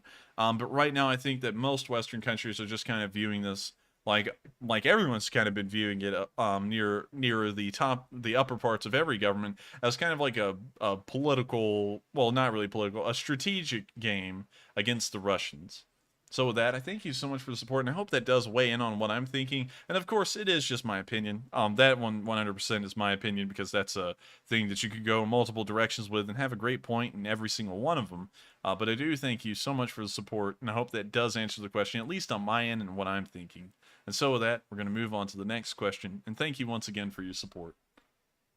And next up, we have a $5 super chat from Koala Resistance, who says, is this ammunition explosion a good example of D-Day or the bombing raids of Berlin in World War II?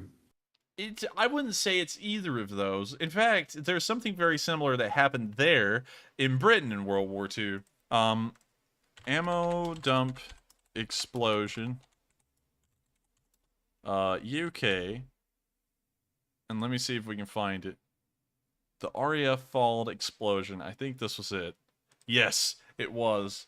Y'all may not know about this, but this was the most bizarre explosion that ever happened. It was one of the largest that occurred that wasn't caused by an attack. It actually happened at a base called RAF Falled, and it was huge. It was massive. And so, let me see if I can... the crater had a depth of 100 feet and 250 yards. And I believe that the explosion was so large it sent several 1,000-pound bombs flying into the air, and they started raining down on the surrounding landscape. You can kind of see those craters around here, and you can actually see a house for scale, actually an entire farm complex down there for scale. And I would kind of say that this right here, this specific explosion, was very similar to what happened at the village in Luhansk. I forgot the name of it. Sorry about that, y'all. But you can see here that the crater, of course, was massive. There is a difference, though. This was not caused by a German attack. This was by British mismanagement at the time. You know, everyone, of course, has incidents. But that's kind of the big difference. But I would say that this is the most comparable thing if you were talking about a World War II instance. I highly suggest y'all pull this thing up. There's also YouTube videos on it. It was a crazy event. It really was. Literally, like, massive bombs just started raining down around the countryside, kind of like what we saw in Luhansk with that ammo depot exploding. And so I hope that does answer your question, and I hope it does weigh in a little bit on some unknown parts of history that people don't really talk about much, because, you know, everyone always talks about D-Day and the Battle of Britain and all that, but you never hear about the RAF fault explosion or anything crazy like that. So with that, I hope that answers the question. I just saw someone say the RAF fault explosion crater is still visible. So RAF fault crater. Yeah, let's crater. Let's see if we can find a picture of that thing. Good Lord, it still is. That's the crater right there. It's overgrown with trees now, but that is huge. Golly. Yeah, it's still visible, so look at that. But anyways, I hope that does answer the question. And with that, I thank you so much for the support once again. And with that, we're on to the next question. And next up, we have a $5 super chat from B. Dobson, who says, you need to replay that on the 4th of July, please. And he was referring to the Running Through Hell video. And we may. I think that would be something in consider. Well, actually, we won't be running a stream on the 4th of July. That's a Monday.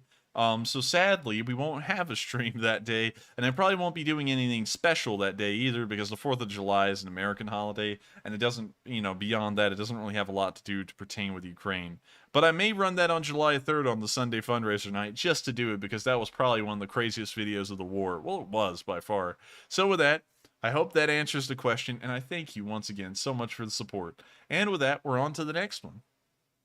And next up, we have a $5 super chat from Chris Webb, who says, thanks for all of your work. And I thank you so much for enjoying it, and I thank you for watching, because without anyone watching, it wouldn't really feel like I was doing much good or reporting anything, and it's always wonderful to know that a lot of people come here and do enjoy this as a primary source of news and get a lot of information from it that they don't get anywhere else. And so thank you once again for the support, and once again, thank you so much for watching, because that's what really counts here, and I thank you for supporting us to help us to be able to keep running, so that way you can keep on watching. So with that, thank you so much for the support, and we're moving on to the next question. And up next, we have a $5 super chat from Don Lupnitz, who says, have you seen any footage using the Switchblade drones? I haven't really seen much of it. We've seen about 2 or 3 videos over the course of a month. But we haven't really seen much recently, and I don't really think they're highly effective, and that's why we're not seeing a lot of footage. The Ukrainians, of course, would be showcasing these things if they were doing good, but by and large, it doesn't really look like they do a lot, and it seems like their explosive yield is, of course, incredibly small. They're small drones. So sadly, we haven't gotten a lot of news or information about them beyond those 2 videos, and those were so long ago that they're really inconsequential now. But with that, I hope that does answer your question, and I thank you once again for the support. It does help us to run this channel, and of course, we're greatly appreciative to everyone who helps us to keep the lights on and keep the home fires burning. And with that, we're on to the next question. And up next, we have a $5 super chat from Diffuse56, who says, I've got to go, guys. I'm working early tomorrow. The ammo dump video was the best I've ever seen here, and I laughed so hard I started choking. Good night, all. Well, I thank you so much for the support, Diffuse, and I hope you did enjoy it a lot. I know you already had to leave, most likely, but of course, it's always wonderful to know that you've been around since the dawn of time, and you will continue to be around and watching this news with us. It's always great to know we have veterans here in the Lee Spring Army, and I think a lot of people earned their wings on Sunday, on day 116, because that was the battle of all battles on this channel. We've never had that many DDoS attacks over a single stream, and somehow we managed to make it through and still have 5,000 people watching each time, which was the craziest thing to me, is that we have such a massive Leaf Spring Army. But with that, I thank you once again so much for the support, Diffuse, and I hope that you have a pretty good day at work tomorrow, and that you can sit down and enjoy the stream tomorrow. And so with that, thank you so much for the support, and with that, we are on to the next one. And next up, we have a $5 super chat from Greg Sheely, who says, "What specific weapon systems have we not given? I should call my reps and suggest to be supplied. Thanks for your hard work and glory to Ukraine." And I thank you so much for the support. And to answer that question, it's really hard to say what we should provide because that's kind of a little bit of an arbitrary thing, but I will try and answer the best I can based off of what I think we should send. I haven't seen us send over any toes, toe eyes or toe twos. I haven't seen any of those. And I think that we should try and send some because they are pretty competent anti-tank weapons, although they are a little bit old and they are a little bit cumbersome. I still think they would have a place on the field and be somewhat effective, and so we should send some over. Another thing that I would send... Now, another thing that I'd suggest to send, and of course this is a layman's perspective, so just consider that this may be wrong, but I would try and send over maybe more helicopters. We know that the original Mi-17s we sent over made it, so why not Blackhawks? Or maybe if we have some Bell Hueys laying around, because I know that we still have some that are used occasionally in some states' National Guards, we could send those over as well. They're pretty competent. You know, they're about as capable as an Mi-8, so why not? Another thing that I try and send over is a massive amount of trucks. Now, I haven't seen anyone do that. I haven't seen anyone even think about that, but I think that Oshkosh trucks and HEMTTs could be sent over to help with the supply side of things for Ukraine. Even at that, well, this one's a really tough one. This one would be insane nearly, because we'd have to start a whole new assembly line, pretty much. But sending over trains would be incredibly good for them as well, because everyone's always focusing on the heavy artillery side of things and all that stuff, which is important. But you got to make sure you're able to supply them, and one of those ways that you can do that is either by truck or train. And so we need to send over more trucks, and we need to send over, if we can make them compatible to the Russian gauge, well, the Eastern gauge, I guess you could say, which is what the Ukrainians are using. We should try and send over locomotives, at least, so that way the Ukrainians can have an easier time transporting goods and equipment to the front. So with that, I hope that does answer the question. And those are kind of getting into the abstract field, and of course, those aren't buzz lines that will get people reelected. You know, Senator so-and-so wants to send over trucks. You know, everyone's going to be like, what, are you, an idiot? But that's the stuff that really counts, and I feel like that should be sent over eventually. And so with that, I thank you so much for the support, and I hope that does weigh in on an answer, and also give a little bit of an opinion of what I think would be important to send over to Ukraine. And so, I thank you once again for the support. I hope I did answer that question the best I could. And with that, we're on to the next one. And up next, we have a $20 super chat from Eduardo Gonzalez, who says, "Enforcer and Enforcer Matt, are you aware of General Sir Patrick Sanders, the British Chief of General Staff, telling every soldier to prepare to fight Russia in a potential World War III?" I have not heard that. Could you tell me what country that general was from again, Matthew? Britain. Britain. The British seem to be on top of things by and large. Usually their intelligence is pretty high. They may be saying that, though, just to get people ready, just in case something was to happen. We've heard that a lot through history. We heard that often through the Cold War in the United States, and I know certainly in Britain. And that may just be putting everyone on high alert, just in case something was to happen. I don't think, in my opinion, although of course this is just an opinion and it could be wrong, I don't think World War III would start, but if it does, we do know that the British would be on top of things until the Americans could arrive, and hopefully they could rely on the Poles, the Germans, and the French to also hold off the Russians. Well, I mean, like, hell, hold off the Russians. They'd probably be in St. Petersburg by the time the United States even landed 2 days later. So, I mean, if the British are preparing for war, it's probably a good thing. Hopefully we don't have to go to war, but if the British know anything, they know intelligence, and they might know something we don't.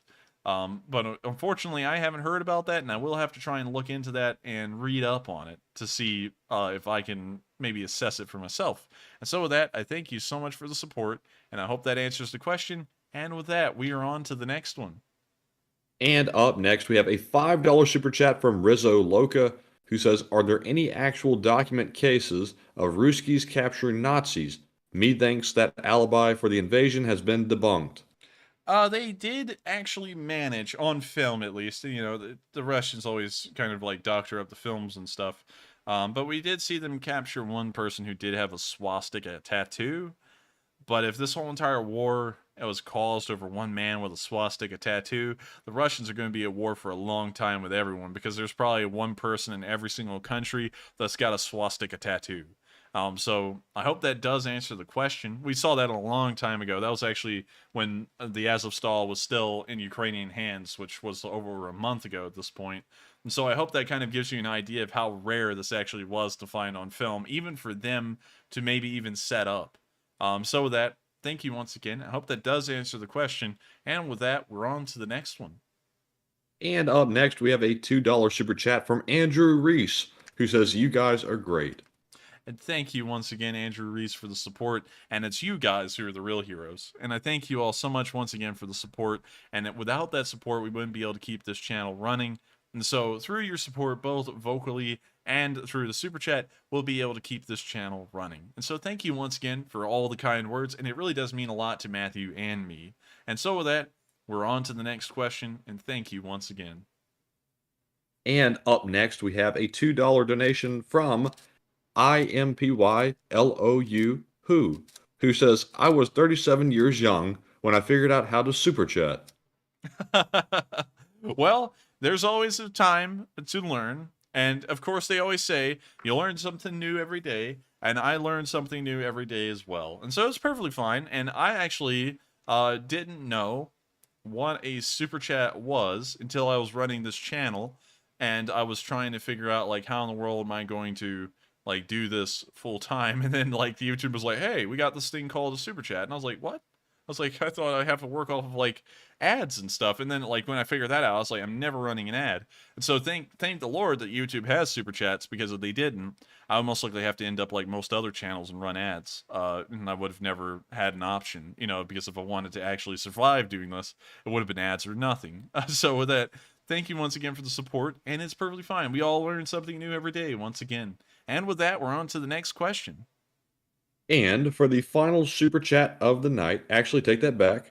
This is the second last super chat of the night. Let's see here. I haven't had time to translate this, but NOK50, Ulysses puts in an NOK50 super chat. I'm not sure what that is, but Ulysses says, if I can speak correctly, chipping in, currency may differ due to VPN connections. Well, thank you so much for the support.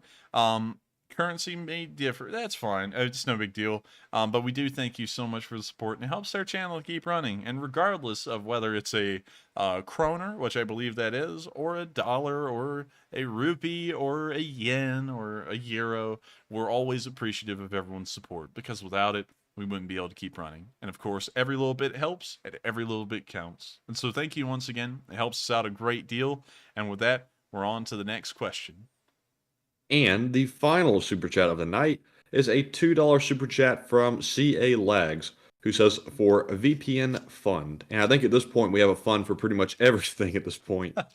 Next thing you know, we'll be having the people fund, you know, a fund for people. But thank you so much for the support, and we will make sure to try and put that towards a VPN. I think we may have fixed the issue for now. It looks like, and you know, knock on wood. So let me, you know, but it looks like we haven't had a DDoS attack so far tonight. And so I think we may have fixed the issue, and hopefully we have. And if we haven't, we will be going straight into a VPN.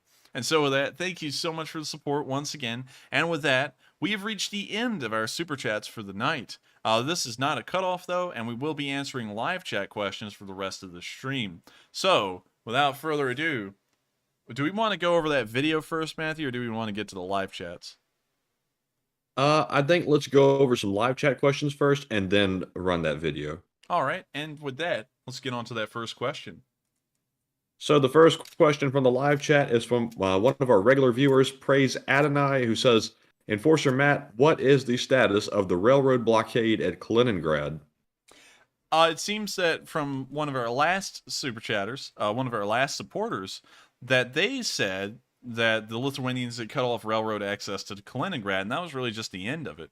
Of course, that was the first time we had heard about it here on this channel, and so I think that that's just the standing order right now, so that the blockade is just still going on. Now, Kaliningrad is a hellhole. If you've never heard of Kaliningrad, Kaliningrad is so backwards that every single house doesn't actually have like a connection to gas or anything. They all still burn on coal. which is bizarre, and it's a true fact. You can pull it up; it's 100% true. So I hope that does answer the question. And going off of that, if those trains were bringing in coal to Kaliningrad, they are going to be in massive trouble because they're going to be lacking heating once the fall comes around, and also the winter if the war continues on and that blockade continues for that long too. And so with that, I hope that does answer the question, and I thank you once again for asking it. I was about to say for the support. I get brainwashed. I'm sorry about that, y'all, but I hope I answered that question, and with that, we're on to the next one. And next up, we have a question from the law enforcer who says, Enforcer, what is the likelihood at this point of Russia attacking Lithuania? Russia attacking very small. Because that invoke Article 5, which means they'd be attacking Poland, Latvia, Estonia, Germany, the Czech Republic, Slovakia, Hungary, Austria, Romania, Bulgaria, Turkey, Greece, Italy, Spain, Portugal, Andorra, Monaco, the United Kingdom, Belgium, the Netherlands, Luxembourg, let's see, Norway, Iceland, United States, Canada, and pretty much all of them at the same time. So I don't think they'll be doing that because that would, of course, be a little bit more than they bargained for. And so with that, I hope that answers the question, and we're on to the next one. And up next, we have a question from Doris Taylor, who says, how likely is the possibility that Russia uses Ukrainian video footage and spins it so that it becomes their work?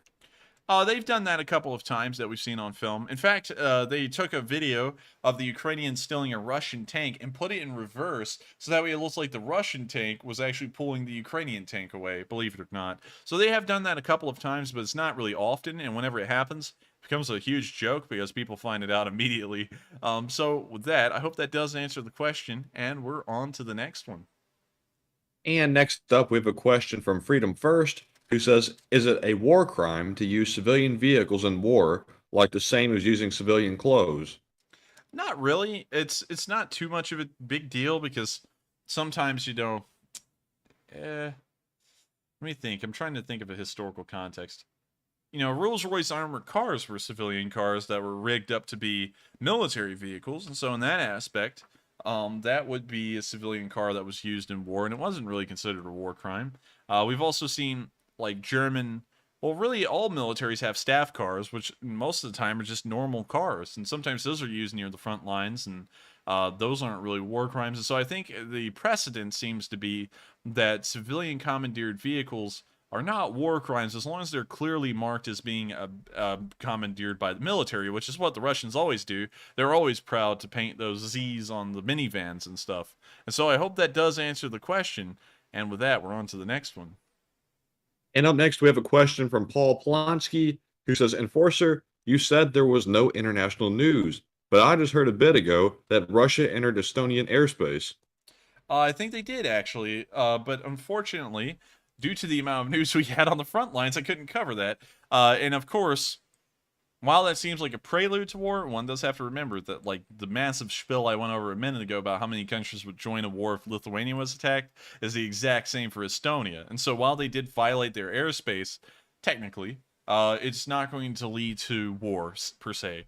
The Russians actually violate U.S. airspace regularly, as well as the United States violating Russian airspace. It's just kind of something countries do to piss each other off and also test, I guess you could say, response times, just to see if we were to attack them, how fast would it take them to actually respond to what we're doing? And so with that, I hope that does answer the question, and we're on to the next one. And next up, we have a question from Bear Eats Raptor, who says, did you guys see where Putin threatened all former Soviet states as of yesterday?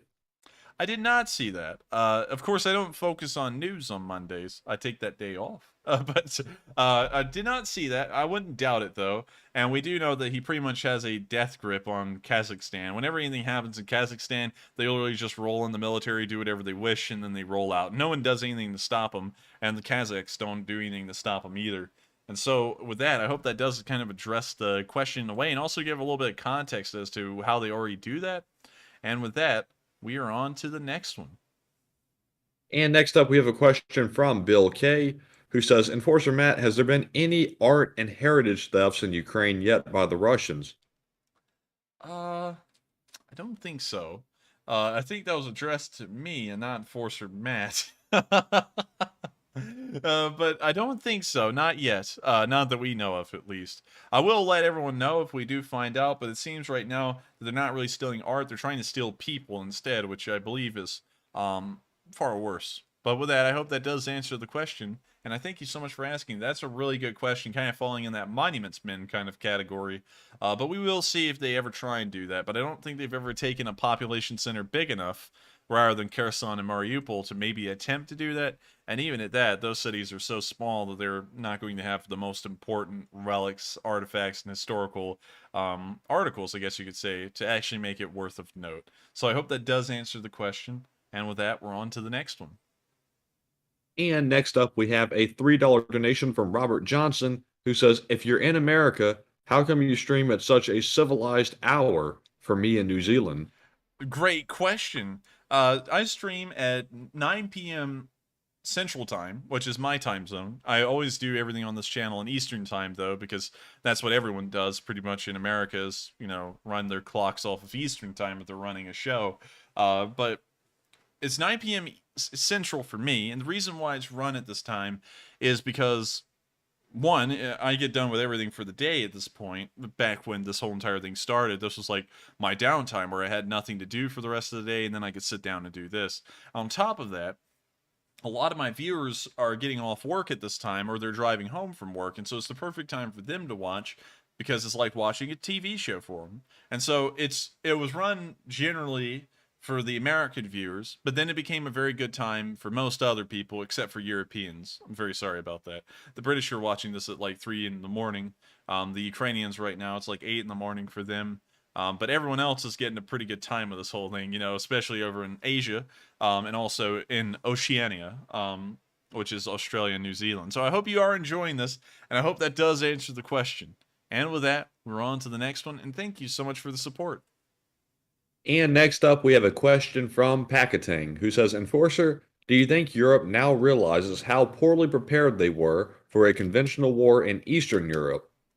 I don't think that they were poorly equipped, you see, because the equipment that they are sending is the equipment they would have been using in an Eastern European war, and it seems to be faring incredibly well. The Brimstones, the M777s, the Javelins, so on. And so I think that, well, of course, some of those weapon systems are primarily American, but I think that they are seeing that their weapons would have fared pretty well. The only thing that they weren't going to fare well in was manpower numbers, but we can now see that that's not even important, because, of course, you know, you can generally do much more with quality rather than quantity. As we've seen, contract soldier versus a conscript, the contract soldier always does better, and also improved equipment always does better.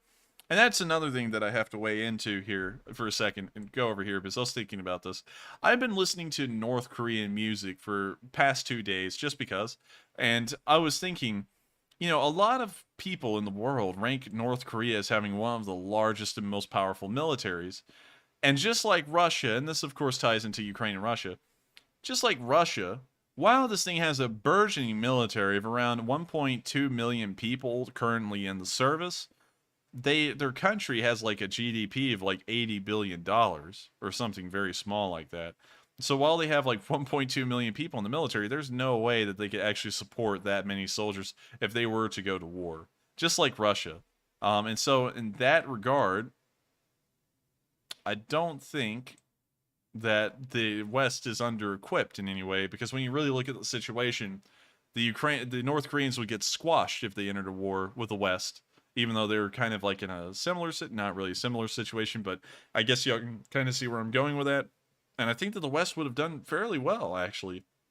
So I hope that addresses the question. You know, of course, we're kind of disagreeing a little bit there, but of course, it is just my opinion, and I could be wrong. They could have been under-equipped, but as far as I've seen, technology-wise, it looks like they have been overperforming. And so with that, thank you once again for the question, Pakatang, and thank you so much for being a long-time viewer. You've been around for forever. We have a lot of people in here who've been around forever, but it's always cool to get questions from y'all and see that y'all are still around. And of course, I greatly appreciate it. And so thank you once again for the question, and with that, we're on to the next one. And next up, we have a question from Daniel McDonald, who says, we've heard, or hold on just a minute. Let's see here. He meant to say, we have heard word of Russians recently have refusing to fight because of their experiences on the front at the start of the invasion. Do y'all have any info on that? Unfortunately, we don't. We've heard stuff about that, but I haven't actually seen anything hardcore that's true about that. We have seen units mutinying, here and there, like DPR soldiers and, let me think, some Russian soldiers, but that's very rare. Usually it's DPR and LPR soldiers that are mutinying and refusing to fight because they found out they're cannon fodder, but I haven't seen a lot about the Russians doing that, or being pulled off the lines and then refusing to fight from then on. However, that story has been heard in Belarus, and we can largely confirm it's true, because that's the reason why the Belarusians never entered the war, although they were supposed to from the very start. And we've seen as the war has gone on, Lukashenko started talking less and less about it until they finally disappeared off of the war stage, I guess you could say. So with that, I hope that does answer the question. And with that, we are on to the next one. And up next, we have one more super chat from Robert Johnson, who puts in a $15 super chat and says, donation from New Zealand for the Australians who can't. The least I can do given our government bludges off yours for defense. Sorry. Well, thank you for the support. This is perfectly fine. There has to be a country out there somewhere that is carrying the weight of the world in defense. And that country right now is the United States. At another time, it would have been the British Empire. At a time before that, it would have been the French. It really just depends on what time in history. But right now, it seems that it's America's time to shine in terms of being the world power. But eventually, like the waxing and waning of the sun, the U.S. will eventually fall out and another country will step up and take its place. It will most likely be an East Asian country or another European country, but we'll give it time and we'll see. But I do thank you for the support right now, and I do thank you for accrediting the United States with being the worldwide defender. Not a lot of people like the U.S. Some people do like it, some people don't like it, but one thing I do think that everyone can agree on is that the U.S. is generally carrying the Western world and making sure that it's well defended from, external rivals like Russia and the Chinese. So with that, I hope that does address the super chat, and I thank you so much once again for the support. It helps us out a lot. And with that, we are on to the next question. And Enforcer, at this point, it might be a good time to play that video. That is true, actually. That is very true. I've completely forgot about that. And so, I actually think that due to time, we're not going to be able to answer any more questions for the night. But what I will do is I will run this video all over again from the very start to the end. I'm not going to give any commentary, though. I'm just going to let y'all enjoy watching it. And so with that, here's the video. And after this, I will play the outro card. So, here it is. Поехали нахуй отсюда. Хуя там уебало.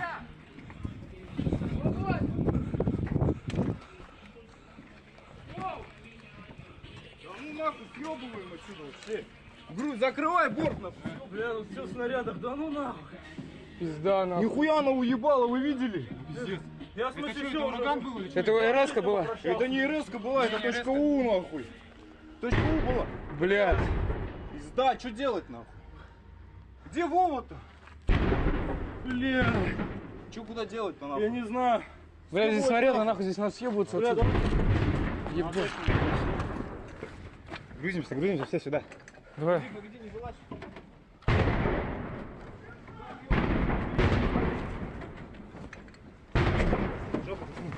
А нахуй не залазьте, пацаны. Хуй пойми, куда прилетит. Пиздуй, блядь, побезопаснее, чем блядь. Ясен хуй. Ебано прям пиздец. Бля, где Володя-то, блядь? В полном ходу отсюда уебан. Да куда Урал там стоит, ебать? Хуя она ебала, вы видели, как она летела? Да. Да нахуй. Нет, ворота есть какие-нибудь там, смотрите, быстрее. Нету, вообще проезда нету. Это уже цепная реакция. Нахуй голову все прикрутят. Люк закройте. Да, люк закрой. А, нет, это... Закрывайте. Как съебаться-то отсюда у тебя? А что там, он полностью? Не проехать никак? Пизда там ебашут нахуй. Опа. Летит. Нихуя там что-то летело. Блядь. Я хуй за... Пацаны, по съебам нахуй отсюда. Нахуй тачки. Бежать. В натуре бежать отсюда. Да нахуй бежим отсюда, эти. Все, бегом. Ой, нахуй. Что делать, ёбаный? Нахуй отсюда.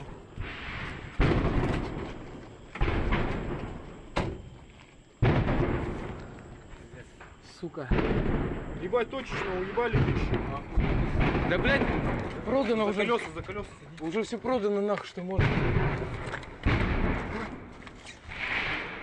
Сука. Охуеть. Интернет все вырубили.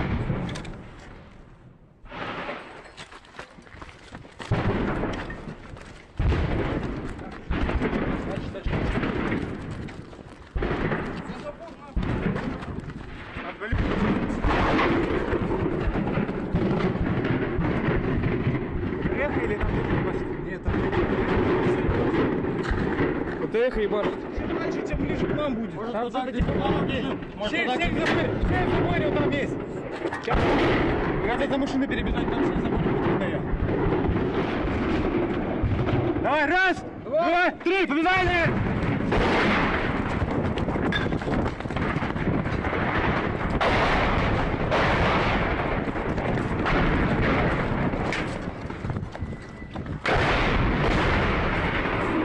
Ебать. Ходим туда, короче, дальше. Съебались, да?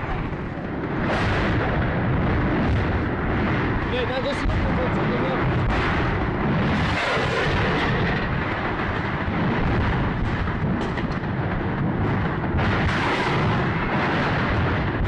надо раньше всего будет, нахуй. Сейчас сейчас рядом.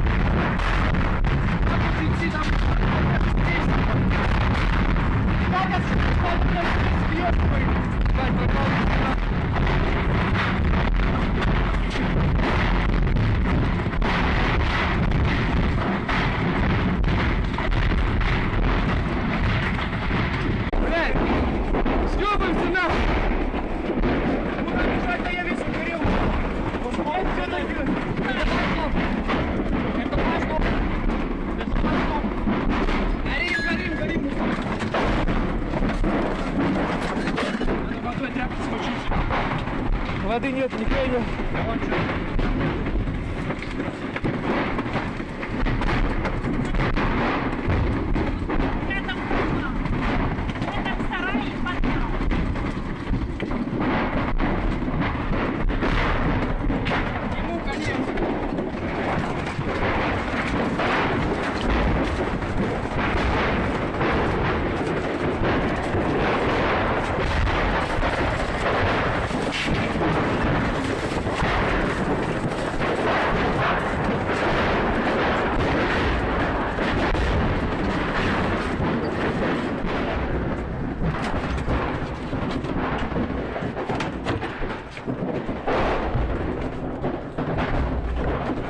Бля, главное, чтобы пожара не было. Валить. Ладно, мы потом оттуда хуй выберемся, пацаны. А хули делать? Если завалит, нахуй мы не вылезем. Это лучше, чем так находиться. Все лезем. Все заберите, ебать, нас завалит на пизду. Мы уже не выберемся, вот именно. Я волна. Взяли все. Ну либо заживо сгорим, либо сгорим нахуй, задохнемся. Если бы бетонный подвал был, тогда другое дело.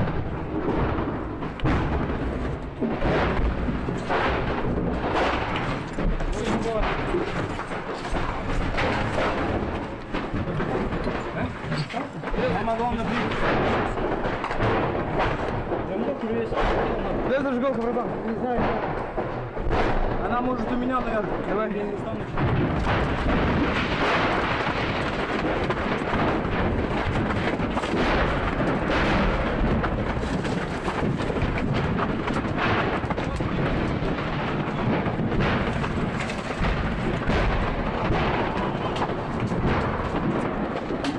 Давай, Гарри, Жора.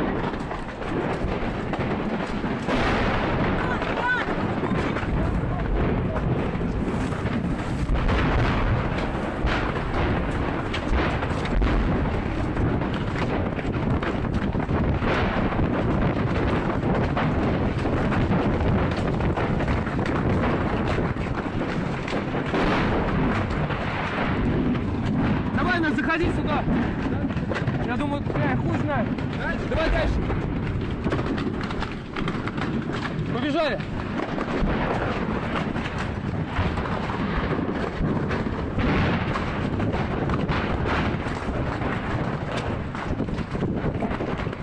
Каждый железный.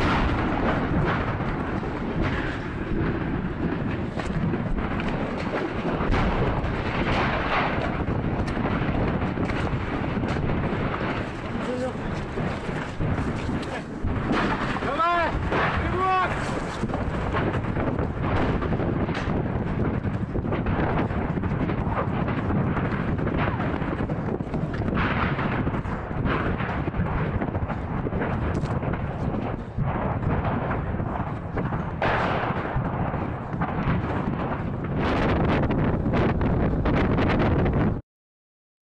And with that, that was the end of the ammunition dump explosion video. Just to remind some people, because I saw a lot of rumors being flung around in the video, that was actually an ammo depot in the village of Khrushchalny that exploded by a Ukrainian Tachka attack. And you were watching the Russians running around and trying to survive in the middle of the hellfire that ensued while that ammo dump was blowing up.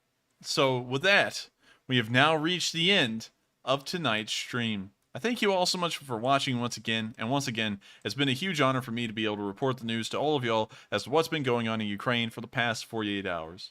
So, with that, I thank you all once again, and if you are new to this stream, please make sure to subscribe. We run these streams every single night, except for Mondays at 10 p.m. Eastern Time, covering the past 24 hours of the war in Ukraine, and we also upload daily summary videos showing some of the highlight clips, the shorter ones, that happened during the day. And with that, I thank you all once again for watching, and I will see you all on tomorrow's stream at 10 p.m. Eastern Time. Thank you, and have a great night.